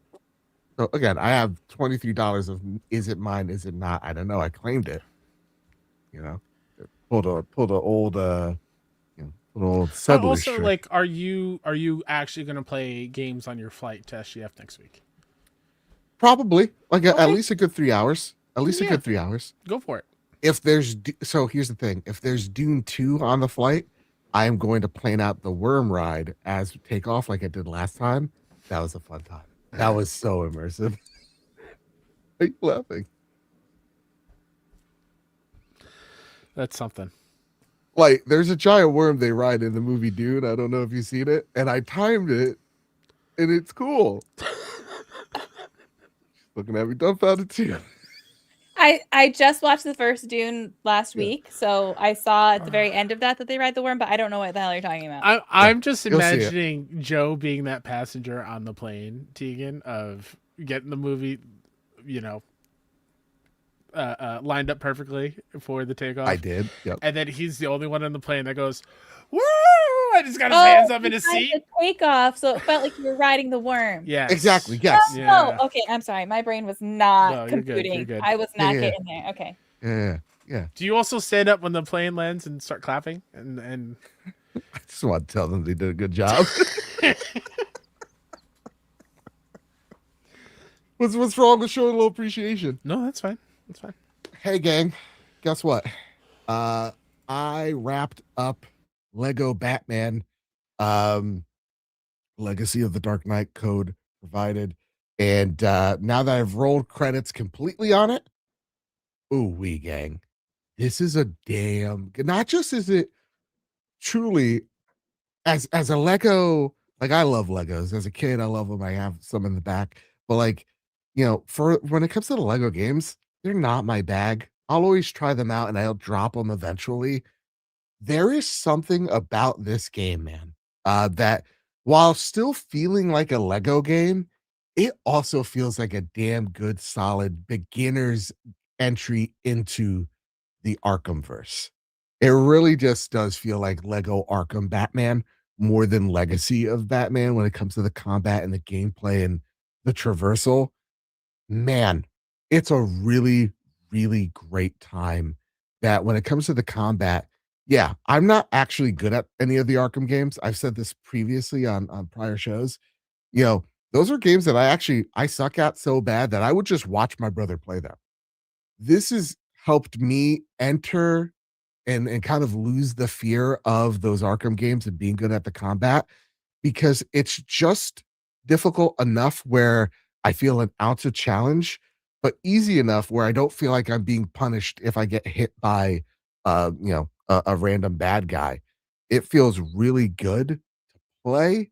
The story is where I kind of have my qualms with it.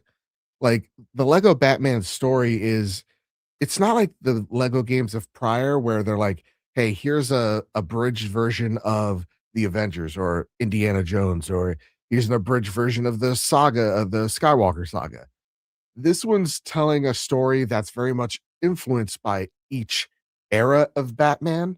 And every chapter you enter, there's a main focus of an era of Batman. So, like, for example, chapter 4 is actually centered around more of the animated version of Batman. So it's very Kevin Conroy inspired. Chapter 3, you have it's very much influence of Batman 3. The beginning is literally Batman Begins. It's a really good retelling of those games. But I would have really liked them to, instead of just using these different eras, tell their own story of Batman, because I feel like it's just kind of still a greatest hits of, things you've already seen, but slightly out of order and also slightly different, where it's just like, well, if we're going to be slightly different and we're going to do things a little differently anyway, like the Joker's a bit different, but is portrayed, you know, via Burton and Nolan's Jokers, then just make your own Joker and have fun with it. Um, Other than that, though, the combat is sweet. I love the traversal, though I do feel like from time to time it's kind of sticky on buildings when you're grappling and such. But there's something so fun about driving the animated car through the streets of Gotham. And I think it does a really great job of when I'm looking at, the 86 Batmobile, which is the best Batmobile, going, wonder how much that is on the Lego store. It does such a good job where I'm like, how do I buy memorabilia for this thing? Because it's just so much fun. That said, I am a little sad that there's no co-op. I would have liked to play this with my brother and us really get to bond. Instead, you get to swap different characters. So I think there's about 7 different characters you swap alongside Batman. So you got Gordon, Catwoman, Robin, There's etc. couch co-op. We played it with Baby Light. Ooh, okay, couch co-op. Then you know what? Maybe I'll get my brother up here. Yeah, because I would have loved it where we're like online, both playing, sitting down, and just like, I don't know, bonding over our shared love of Batman. Because it was such a really fun ride. And I think I beat it just under 20 hours. So it's very easy to just enjoy a whole bunch of this game. It's something that I'm going for the platinum on, and also just the score is still just incredible, man. It's Lego Batman. It's a really fun time. So my overall thoughts from last week into this week, yeah, Lego Batman Legacy of the Dark Knight. Very much a good vibe, very much a good time. If you're a Batman fan, yeah, don't wait. You can go out there, buy it. You feel guilt free. Yeah. Also, shout out on having a pretty decent photo mode, pretty good outfit selection as well, even for them being just Lego, patterns on a Lego. The outfits actually look really good. And same with the cars. Every single one of them, though the Tumbler are a little small, man, they're fun. They're a lot of fun. Yeah, I recommend the couch co-op because, like I said, Mr. Light and I played it with our daughter, and it's nice because we also played the Horizon Lego game with her recently, which actually was really good for her. So I think I figured out the market for that is young children, to get them into gaming, because she killed that game. Like she could just do her own thing. Like she needed us to kind of like show her where to go in order to like get into the level. But once she was in there, she was killing it. But anyways, back to Batman.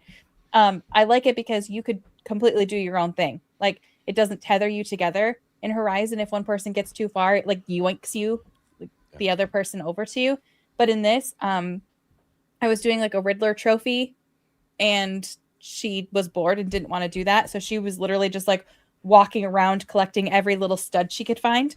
And I think the only time it like forces you to go in is if like I were to walk into like a loaded area, like a loading screen area. Yeah. Then it would pull her in with me. But once you're in that area, you don't have to be together at all. You could be like polar opposite areas. Oh wow. Okay. So that makes it nice too. I don't know the reach for that. I don't know how far she got compared to where I was, but Sure. it does give you more freedom. So it's not like the other Lego games where you're very much like tethered together and it's not necessarily fun to play.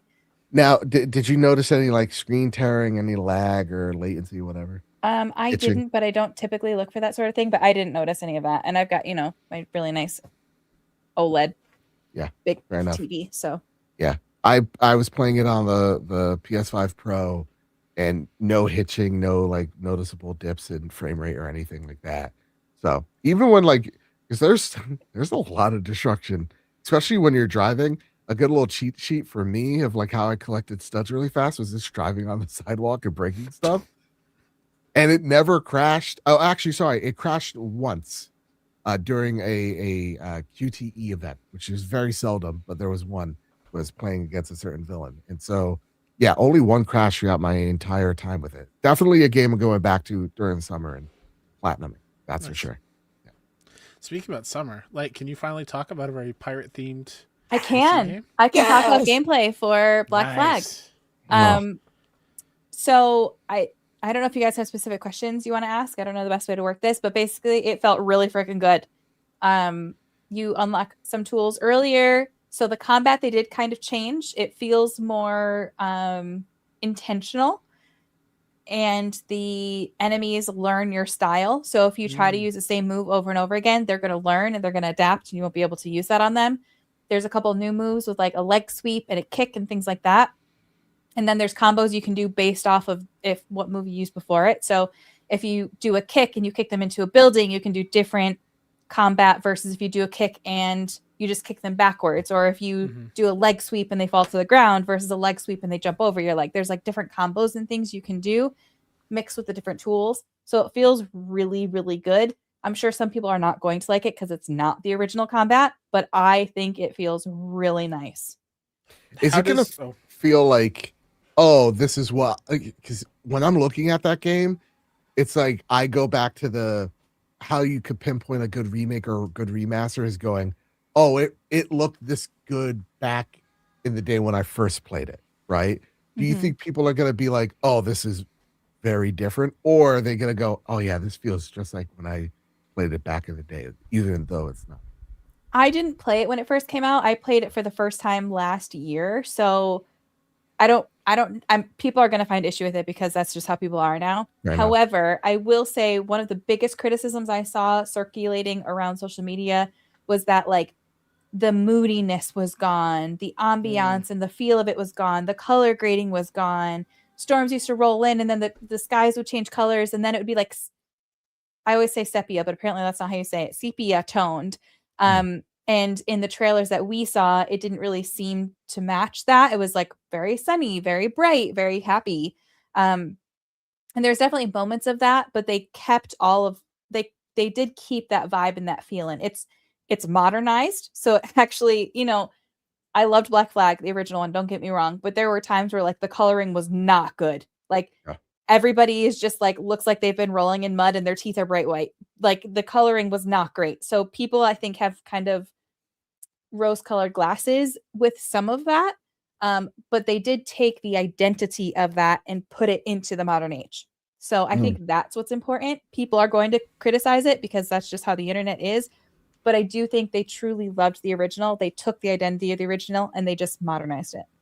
Did you play through like a few missions or just did they plop you right into the combat? Because I'm curious, since you played it for the first time last year, the parkouring, right? Like, is that now up to the standard of what AC has been the last couple of times? Yeah, the parkouring feels much better.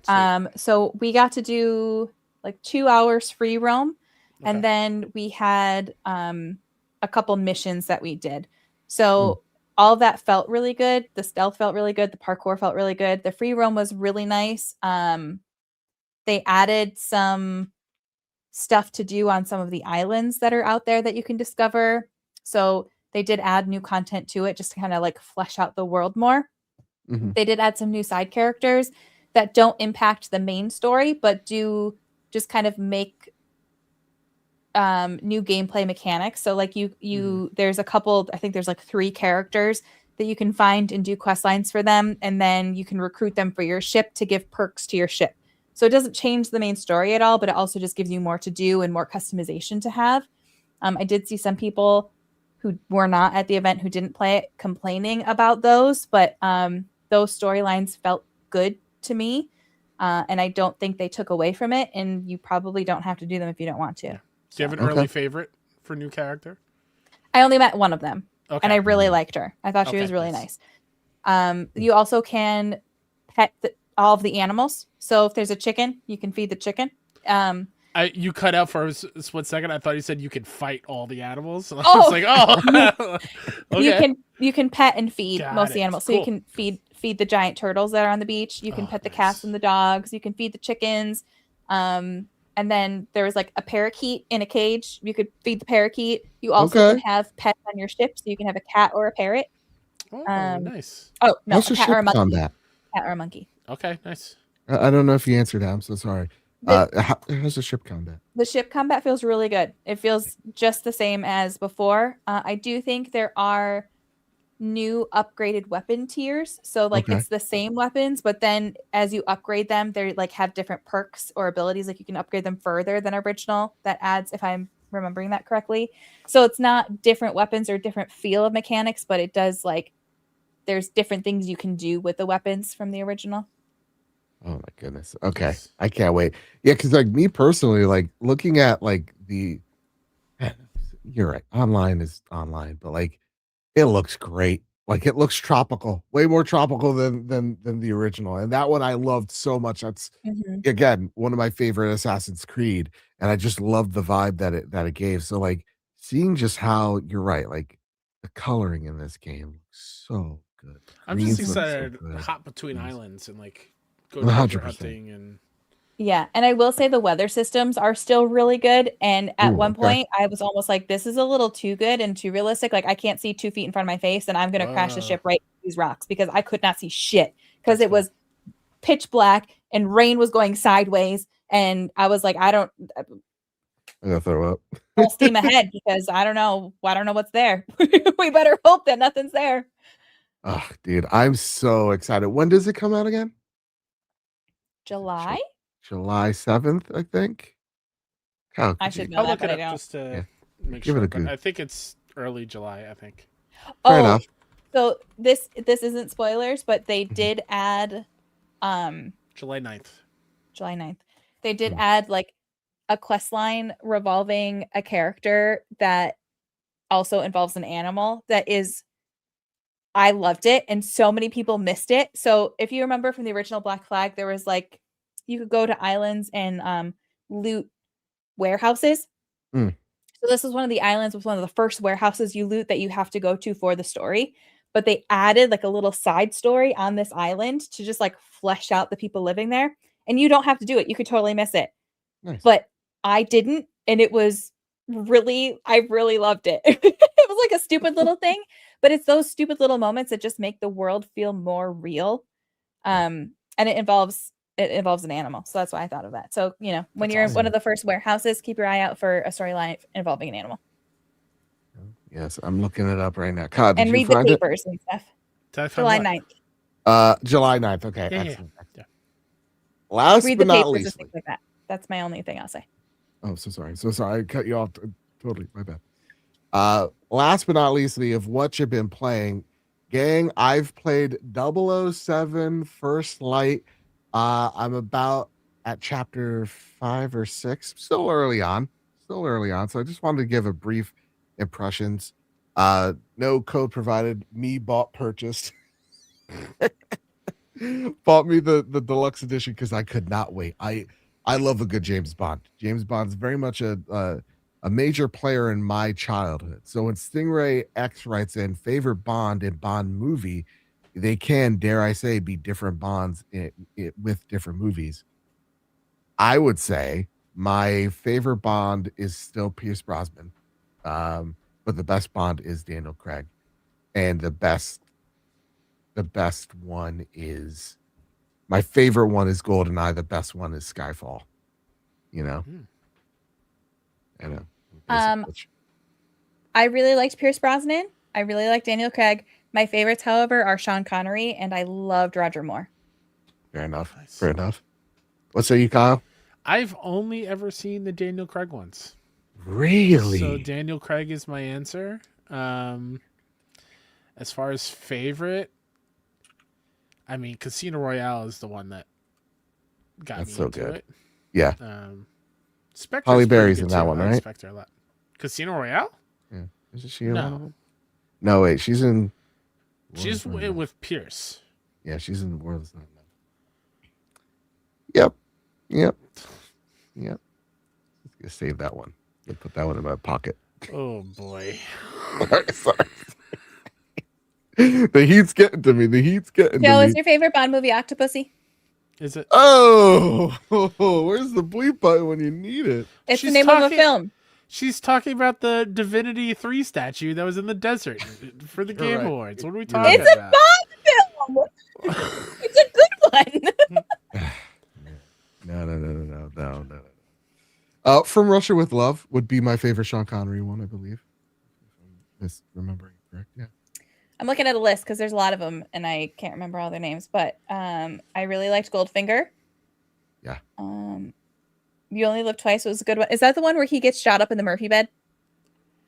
I don't know. I think I liked that one a lot. Live and Let Shout out Die. What was that one? I'm sorry.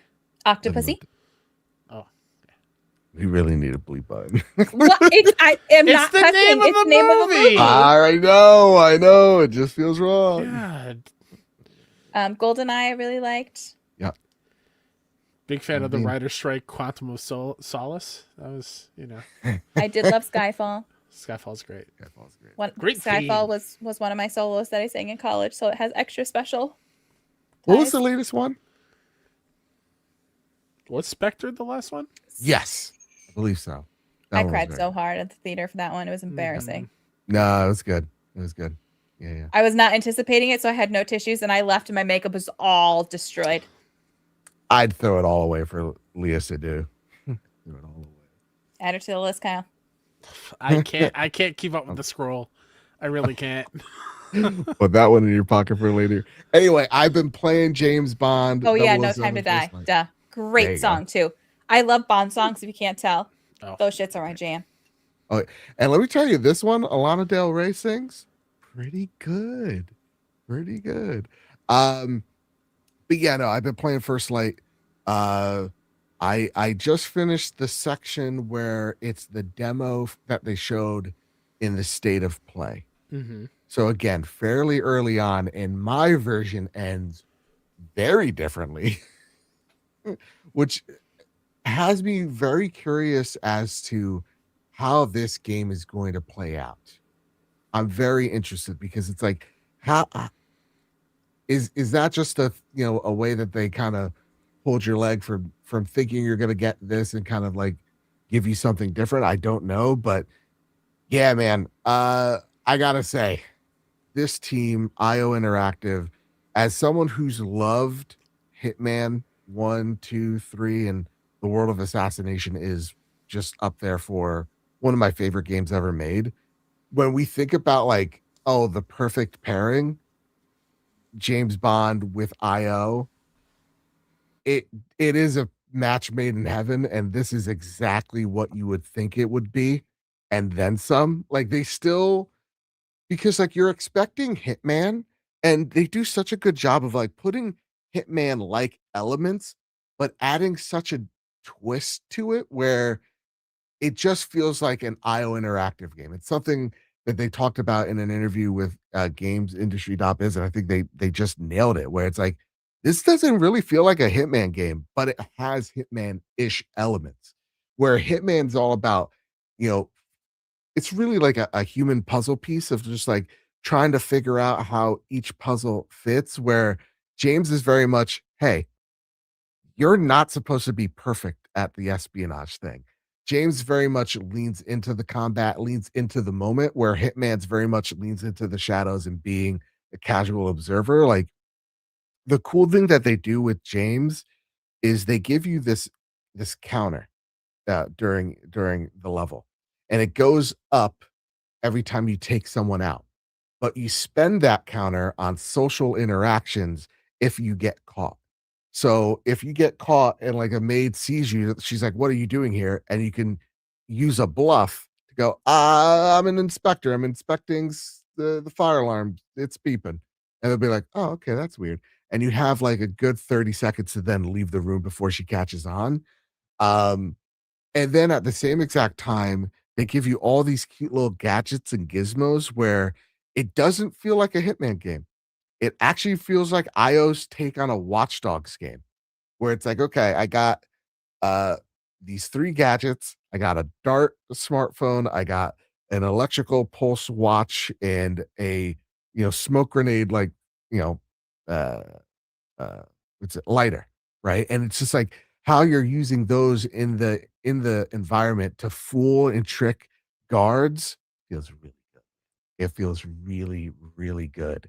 The story that they're telling here as well, I'm just caught off guard of how well IO Interactive is just crushing it on every level. Like, you could tell that they have an immense love for the source material for James Bond, and not doing what kind of Lego Batman does. Yes, Kyle Stevenson, you have your arm raised?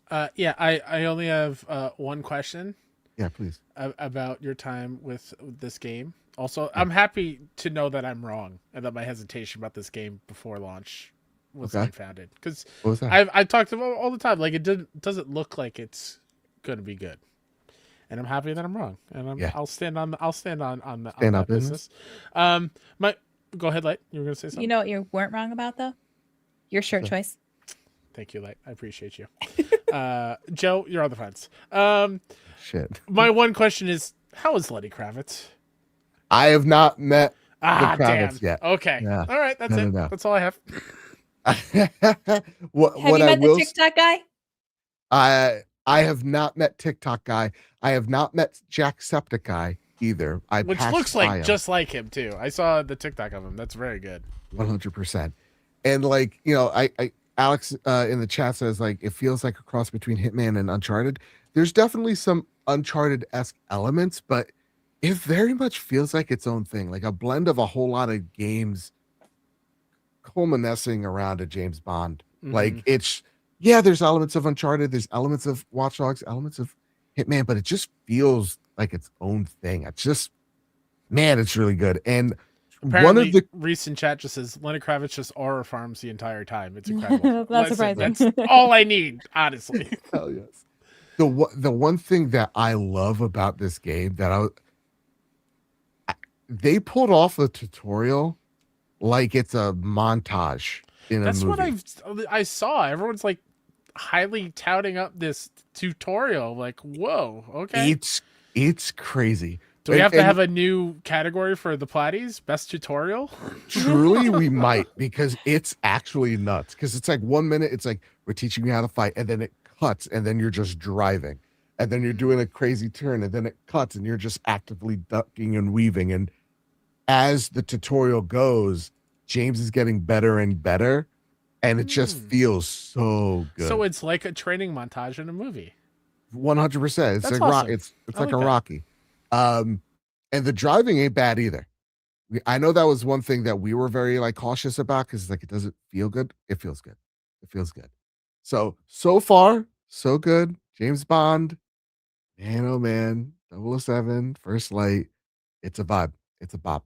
It's a bop for sure. I can't wait. Hopefully next week, I have beaten it. I don't know, because it's only 20 hours of platinum. So curious. All right, gang. It's finally time. Are we holding on to something? Wait, Anything Papa at Taz all? had a question that fits in here. Oh, sorry. Yeah. Papa With Taz James writes, Bond liking his martini shaken not stirred, it got me thinking, what video game character deserves a drink named after them, and how would you make it? Kratos, and it'll be the Mount Olympus iced tea. It's like a Long Island iced tea. It's just super, super alcoholic and stiff. I like it. He gets a bit of a like less masculine drink, but it's Kratos. He gets the. Are you would think it's saying a Long Island scotch. iced tea is not a masculine drink? No, I don't think it is. I would order it. That's how I know. Oh, okay. I love Um, sangrias and fruity loofloo drinks. Yeah. I'm gonna say Geralt or Yennefer, Ooh. and it's gonna be one of those like flavored Bacardis. So it's gonna be like instead of like dragonberry, it's gonna be gooseberry. Mm. Um, Ooh, okay. Whatever berry would actually be like close to that. I don't know if a gooseberry is a real berry, but it'll be like a gooseberry Bacardi mixed drink Hmm. with a sprig of lavender as the garnish. Like that. I don't drink, so I don't know. I don't either. Oh, all right, you're winging it. Dang. Joe, I don't know. you know that. Her name's Lightweight. I mean, she's a lightweight because she's a lightweight at drinking. I didn't think like she gotcha. doesn't drink at Gotcha. all. That's what I was thinking. Yeah, because for me, Joel is just a Bud Light. exactly.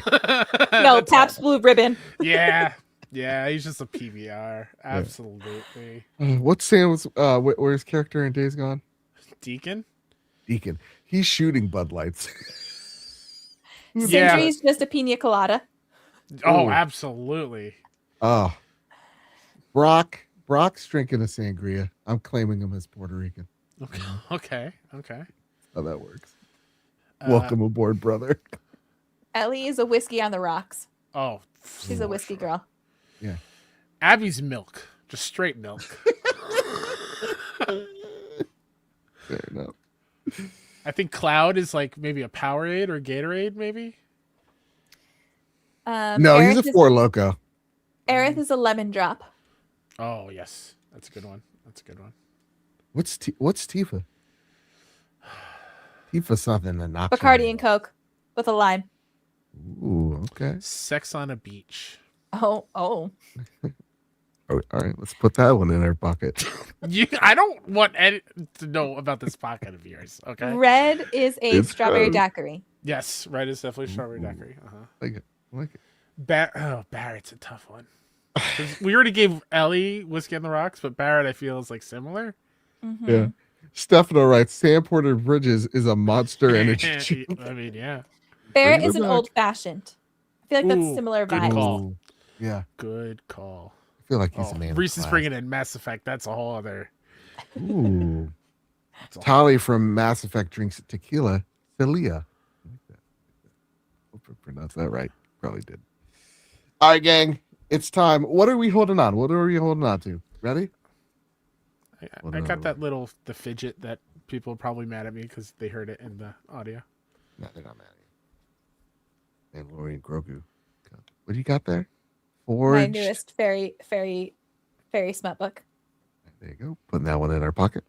For anybody who needs a good romantasy, Beasts of the Briar.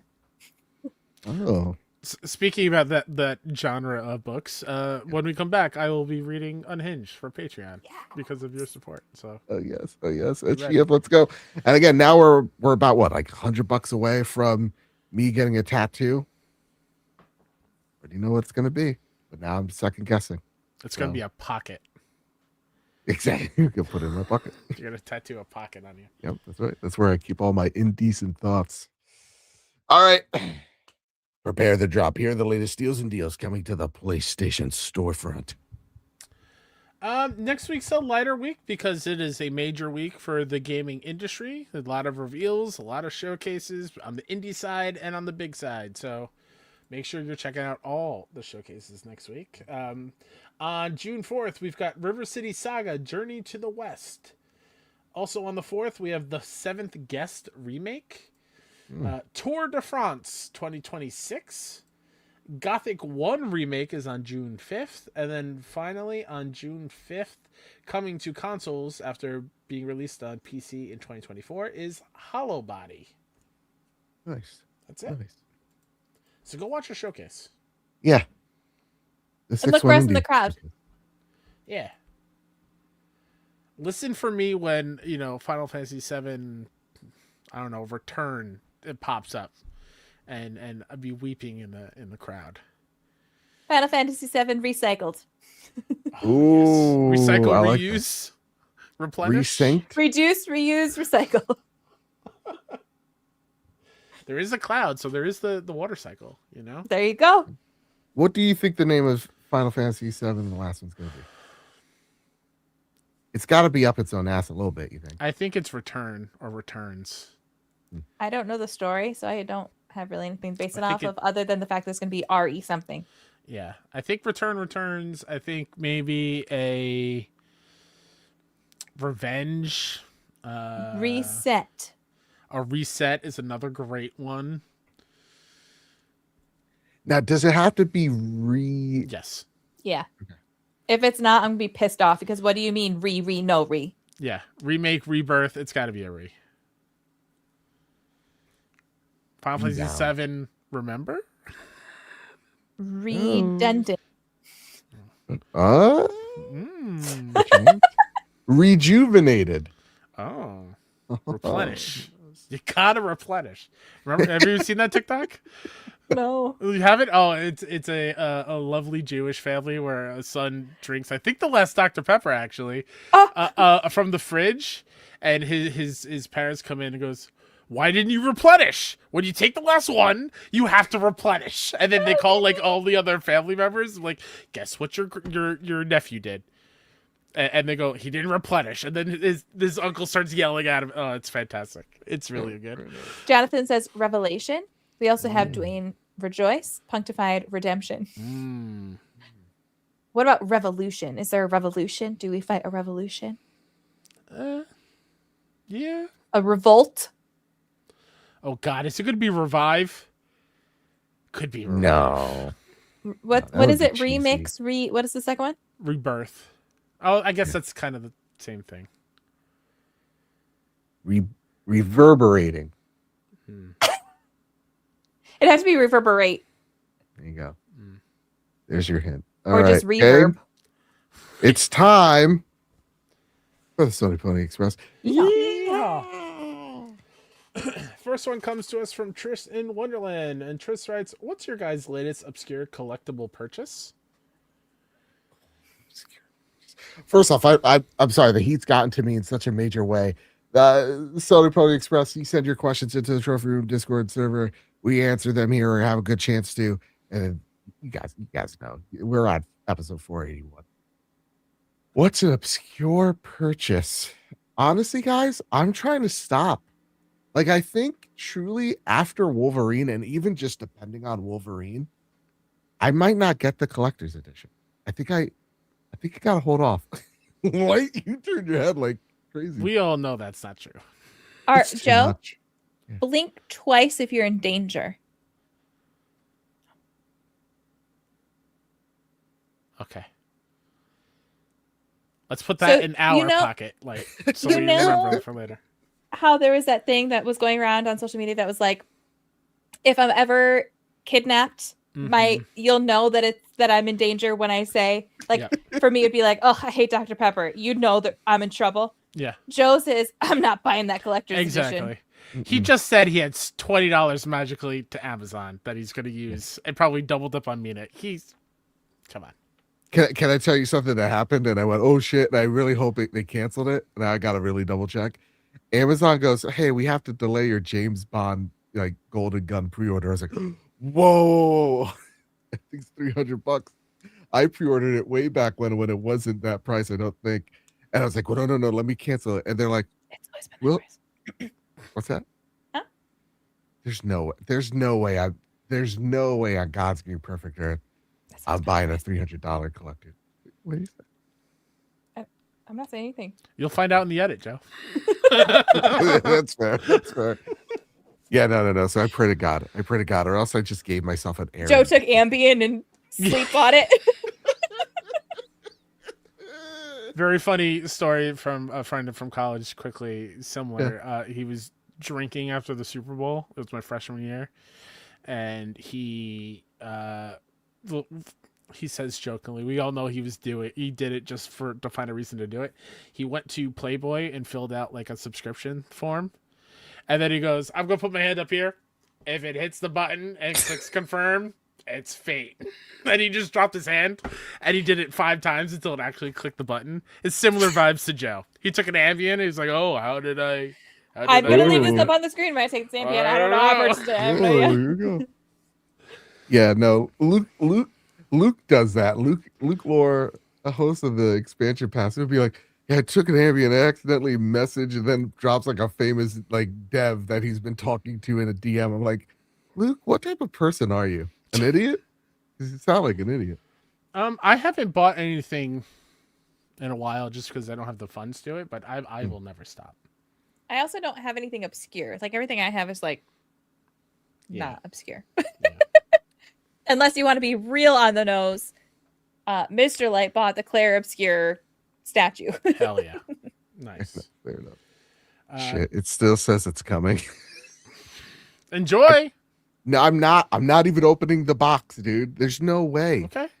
Because here's the thing. You know I'm you out can of refuse space. it, right? And we'll just send it back and you'll get a refunded. That's an option you can do. If they're gonna just steal from my porch, and then I'm out $300, and I got Just cancel it. Even if it's on the way, just cancel it. I did, and they're like, "We'll email you about it, maybe." I'm like, What? Speaking of Golden Gun, Okay. the movie that better be made out of real gold for $300. exactly. Again, That's why not I didn't buying get it. I'm a big Bond girl. I was excited for that collector's edition. I was like, Does $200 for a Does gun? it at least come with the code? So it comes with a steel book, which that's I think the thing that I was like, ooh, I like a good steel Sure, book. but it's the game code still included because there are plenty of CEs that don't have the actual game code in them now. That's a good question. Because that's wild and I hate it. But why do I give again? I'm not keeping this fucking thing. Anyways, well, Joe, you figure out what happened. Jeannie also writes in, "Hi, gang. What were each of your very first platinums?" Very first. Oh. I don't know. It's been so long. I don't know what my Jules. first platinum was, but my first getting all of the achievements like on Xbox, I do remember was Skyrim, because that was the first game that I really like went hard to the paint in terms of getting all of those. Oh, Order 1886. There you go. Nice. That's my first Can one. I see it on the app? Yeah, but I think you got to scroll all the way down. You can't sort by date. That's annoying. I can find it. Let me That's just a good question. Good question. for my current profile, it's The Walking Dead. Telltale's Walking Dead was my very first platinum. I'm looking at my old profile that I couldn't get into because my PlayStation 3 got like I couldn't get into it and I couldn't figure Sure. out how to get rid of it. My first platinum there was Assassin's Creed 2, Oh, and that was 15 years ago. My Okay. first platinum on my current PlayStation account, which is only since I've had my channel, was Tales from the Borderlands. Ooh. nice. Then it was God of War. I haven't really gotten many platinums. No, that's why it's crazy because I was talking to my friend Kev, who's a PlayStation diehard nut. Like, I mean, he lives breathes PlayStation. That's his jam. I go, how many platinums do you have? He's like 8. I'm like, what? He's like, yeah, Like what I platinum you have got? some bad news. Yeah. I tried to look up your profile in PSN profiles, Mm-hmm. and your account is set to private, and I can't see your trophies. What? Well.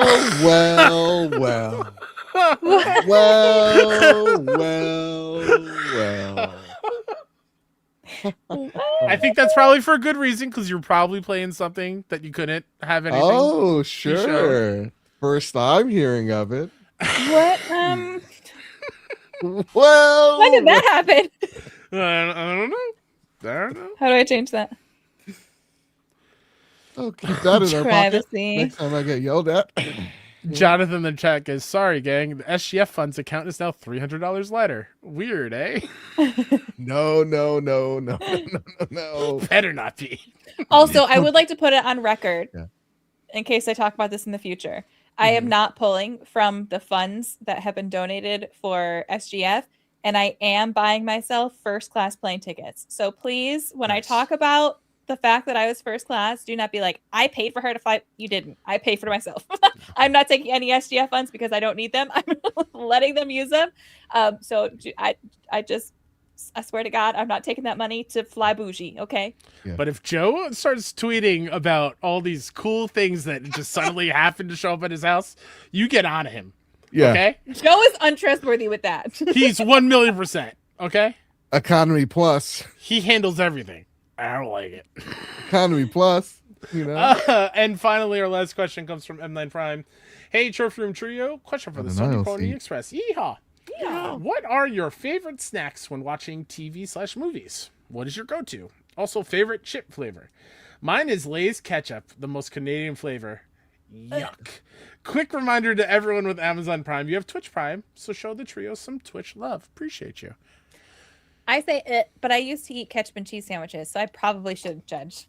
Going back to what you said before, like, what would you tweet so everyone would know you were in danger? Mine is like, oh, God, I love ketchup on everything. Oh, I forgot you don't like ketchup at all. I despise it with all my fiber of my being. I It's also used to awful. put ketchup in my white rice as a child. I still I was do. a strange child. My family does that. So Yeah, it's I do That's a that. thing? Yeah. I'm not weird? No. No. All right. I'll take I that still one. do that. Every once in a while, I want to ride the lightning. I put some ketchup in the white rice. And I like ketchup, but that... Lately, we've been calling ketchup in this house because my entire family loves ketchup. We've been calling it cranberry sauce because that's the only way Owen will eat it. If he knows it's ketchup, it's not his thing. So we're calling it Interesting. cranberry sauce. I don't know why. M9 Prime has, other than that wild claim of ketchup chip, Jonathan. he says, speaking on private accounts, Joe has his PSN private again release a list. It's because the hackers, all they need is your email and when you bought a game, apparently. Okay? Bread Going, cubes. going back to M9 Prime's question, I don't snack really too much when I'm watching something. But if I had to pick, if it's around Easter time, it's Starburst jelly beans. So that's my go-to. Favorite chip flavor? Cheddar sour cream. That's my go-to. Oh, that's good. Really? Yes. Let's go. I'm a cheddar gal myself, but also a good sour cream and onion. Can't go wrong. I do love sour cream and onion. Yeah. Also, you want to know what I found out? I was watching a Mandalorian and a Grogu. It was a fine film, a good film. IGN. Uh-oh. I bought a bunch of Crunch, and Hell yeah. Yeah. and I was hungry. Like Did you do what I say and eat it with popcorn at the same time? uh-huh, You do a handful of popcorn, a handful of Bunch Crunch. That's from the gods. That is It's pretty good. from the 'Cause gods. my brother bought popcorn because he bought 2 tins, one Mando, one Grogu, obviously, and he gave me one of them. I'm like, I'm not gonna eat all this popcorn. Like, Oh yeah, you are with the Bunch of Crunch. and let me tell you, I ate a good quarter of that, which is I think a good amount. And good. it's a fucking game changer. I told you. Texture, all. The texture, the salt with the sweet. Oh, And let me Get a tell little butter you, in there? this Yeah. shows you the chemicals that are in it, so probably not good to eat. However, leftover movie popcorn that's been sitting on your counter for a couple days with the Bunch of Crunch, so it's like a little stale. God tier. You're bringing home the God popcorn? tier. You're not? That shit's like $40. What do you mean Yeah, you're not dude. bringing home the popcorn? Oh, mister, I'm not going to spend any more collection edition. Okay, dude. Hey, we got $40 missing from the That popcorn will be sitting in the bucket until it's gone. I don't care how long it takes. I'm eating it till it's gone. Listen, I used to weigh 390 pounds. That thing is done when I'm out of the theater. Dwayne has a You know what great I'm saying? question for someone who has not gone down the Bunch of Crunch popcorn combo route Okay. yet. What's the ratio? How much popcorn? How much Bunch of Crunch? Are we doing like? I usually pour some Bunch of Crunch in my hand, so I have like Uh-huh. a handful, and then I grab a handful of popcorn and I pop like 2 or 3 pieces of popcorn in my mouth, and then just tip my head back and put like maybe Gotcha. 3 or 4 Bunch of Crunches in there. So it's like a 50-50 mix. So you're not preceding the Bunch of Crunch in the Do not popcorn? precede your popcorn with Bunch 'Cause of Crunch they'll because melt? then, well, I don't know about melting, probably Okay. would, but also the ratio is off. Got It will it. not Okay. be mixed well. Got it. Okay. You need to do a handful. Gotcha. Okay. Good to know. I do a You're welcome. little, yeah, I do like 1 or 2 Bunch of Crunch and then like 1 or 2 pieces of popcorn. Yeah, 50-50. Or 60-40 popcorn to chocolate. My word, my mind was blown. Justice says, "Don't eat stale pirate booties. I tried it really bad." What's pirate booties? You don't know It's a pirate booty? popcorn brand that comes in a bag. Is that what they serve at the theater? No, it's like from grocery stores. Oh, these. Yeah, it's actually pretty good. Oh. You know what's really good too? The Cheetos puffed, because those are like popcorn, like light and airy, but you can eat a whole bag in one sitting. That's the only thing they're dangerous. I don't trust this pirate. You don't want to He's eat not his a good one. booty? Yeah. He doesn't have a good look about him. He's gonna enjoy it. So What's wrong with someone enjoying eating a little booty? He doesn't wash. He's a are you pirate. kink shaving? I'm not kink shaming, but I am pirate shaming. They don't wash. Got scurvy. I don't fuck with pickles, so no. Anything Same. pickle flavored? No. Absolutely, pickles are the worst. Bring on the pickles. I won't eat anything pickle flavored, which is interesting, but I'll eat a pickle. Love a pickle. Give me anything olive. I love all olives, but no, I can't do pickles. Yeah, no, I don't trust this pirate booty. I don't trust him one bit. Mm-mm. No. Do we have any other questions? No, that's it. Dude, we killed this episode. I don't know what you're talking about. Fair enough. Everybody, that has been the trophy room this week. Of course, before we go, I want to spotlight our patrons over at patreon.com. The reason why we look so good, we sound so great is because of your generosity over at patreon.com/PS Trophy Room. That said, again, we're on the final stretch of SGF. We are only 100-ish away from hitting our goal. Some say it can't be done, but on Tuesday, when we stream our reactions to the PlayStation State of Play, we shall prove them wrong. Kyle Stevenson, yes, you have your hand raised? Have you figured out if you can make it on time so we can watch it 100%. right away? Yep, right away, Okay. on time at 5 o'clock Eastern Standard Time. We will be watching the PlayStation State of Play. That said, I want to thank our patrons over at patreon.com. Our newest members, Brian Somnia at the gold tier, Foolish Fuji at the bronze tier, Brett Chartland at the bronze tier, Big G at the bronze tier, Corey Gear at the silver tier, Skylar at the bronze tier, Speedy B at the gold tier. I want to thank our premium producers, Todd Burwitz, Caleb Cook, Toxic, and Tommy, and of course, K-Rock's Kiddo Cullen. I want to thank our platinum producers, JC, K-Rock, The Shady Mailman, Tommy, Slapfunk66, and Manix Vizia. I want to thank our gold members, JB, The Purple Monkey, Katie, Kevin Mitchell, The Red Arrow, Drug Prowling Wolf, Lord Hatchie, Solo staying carbonite free since 1983. I want to thank our silver members, Rick Arrington, The Good Sir, Kevin Diaz, Astronaut Jr., The Jester, Sean McKenzie, Suddy, Steph Mildiner, Jace Karate, Battered Haddock, Social Savant, Lord Dialot.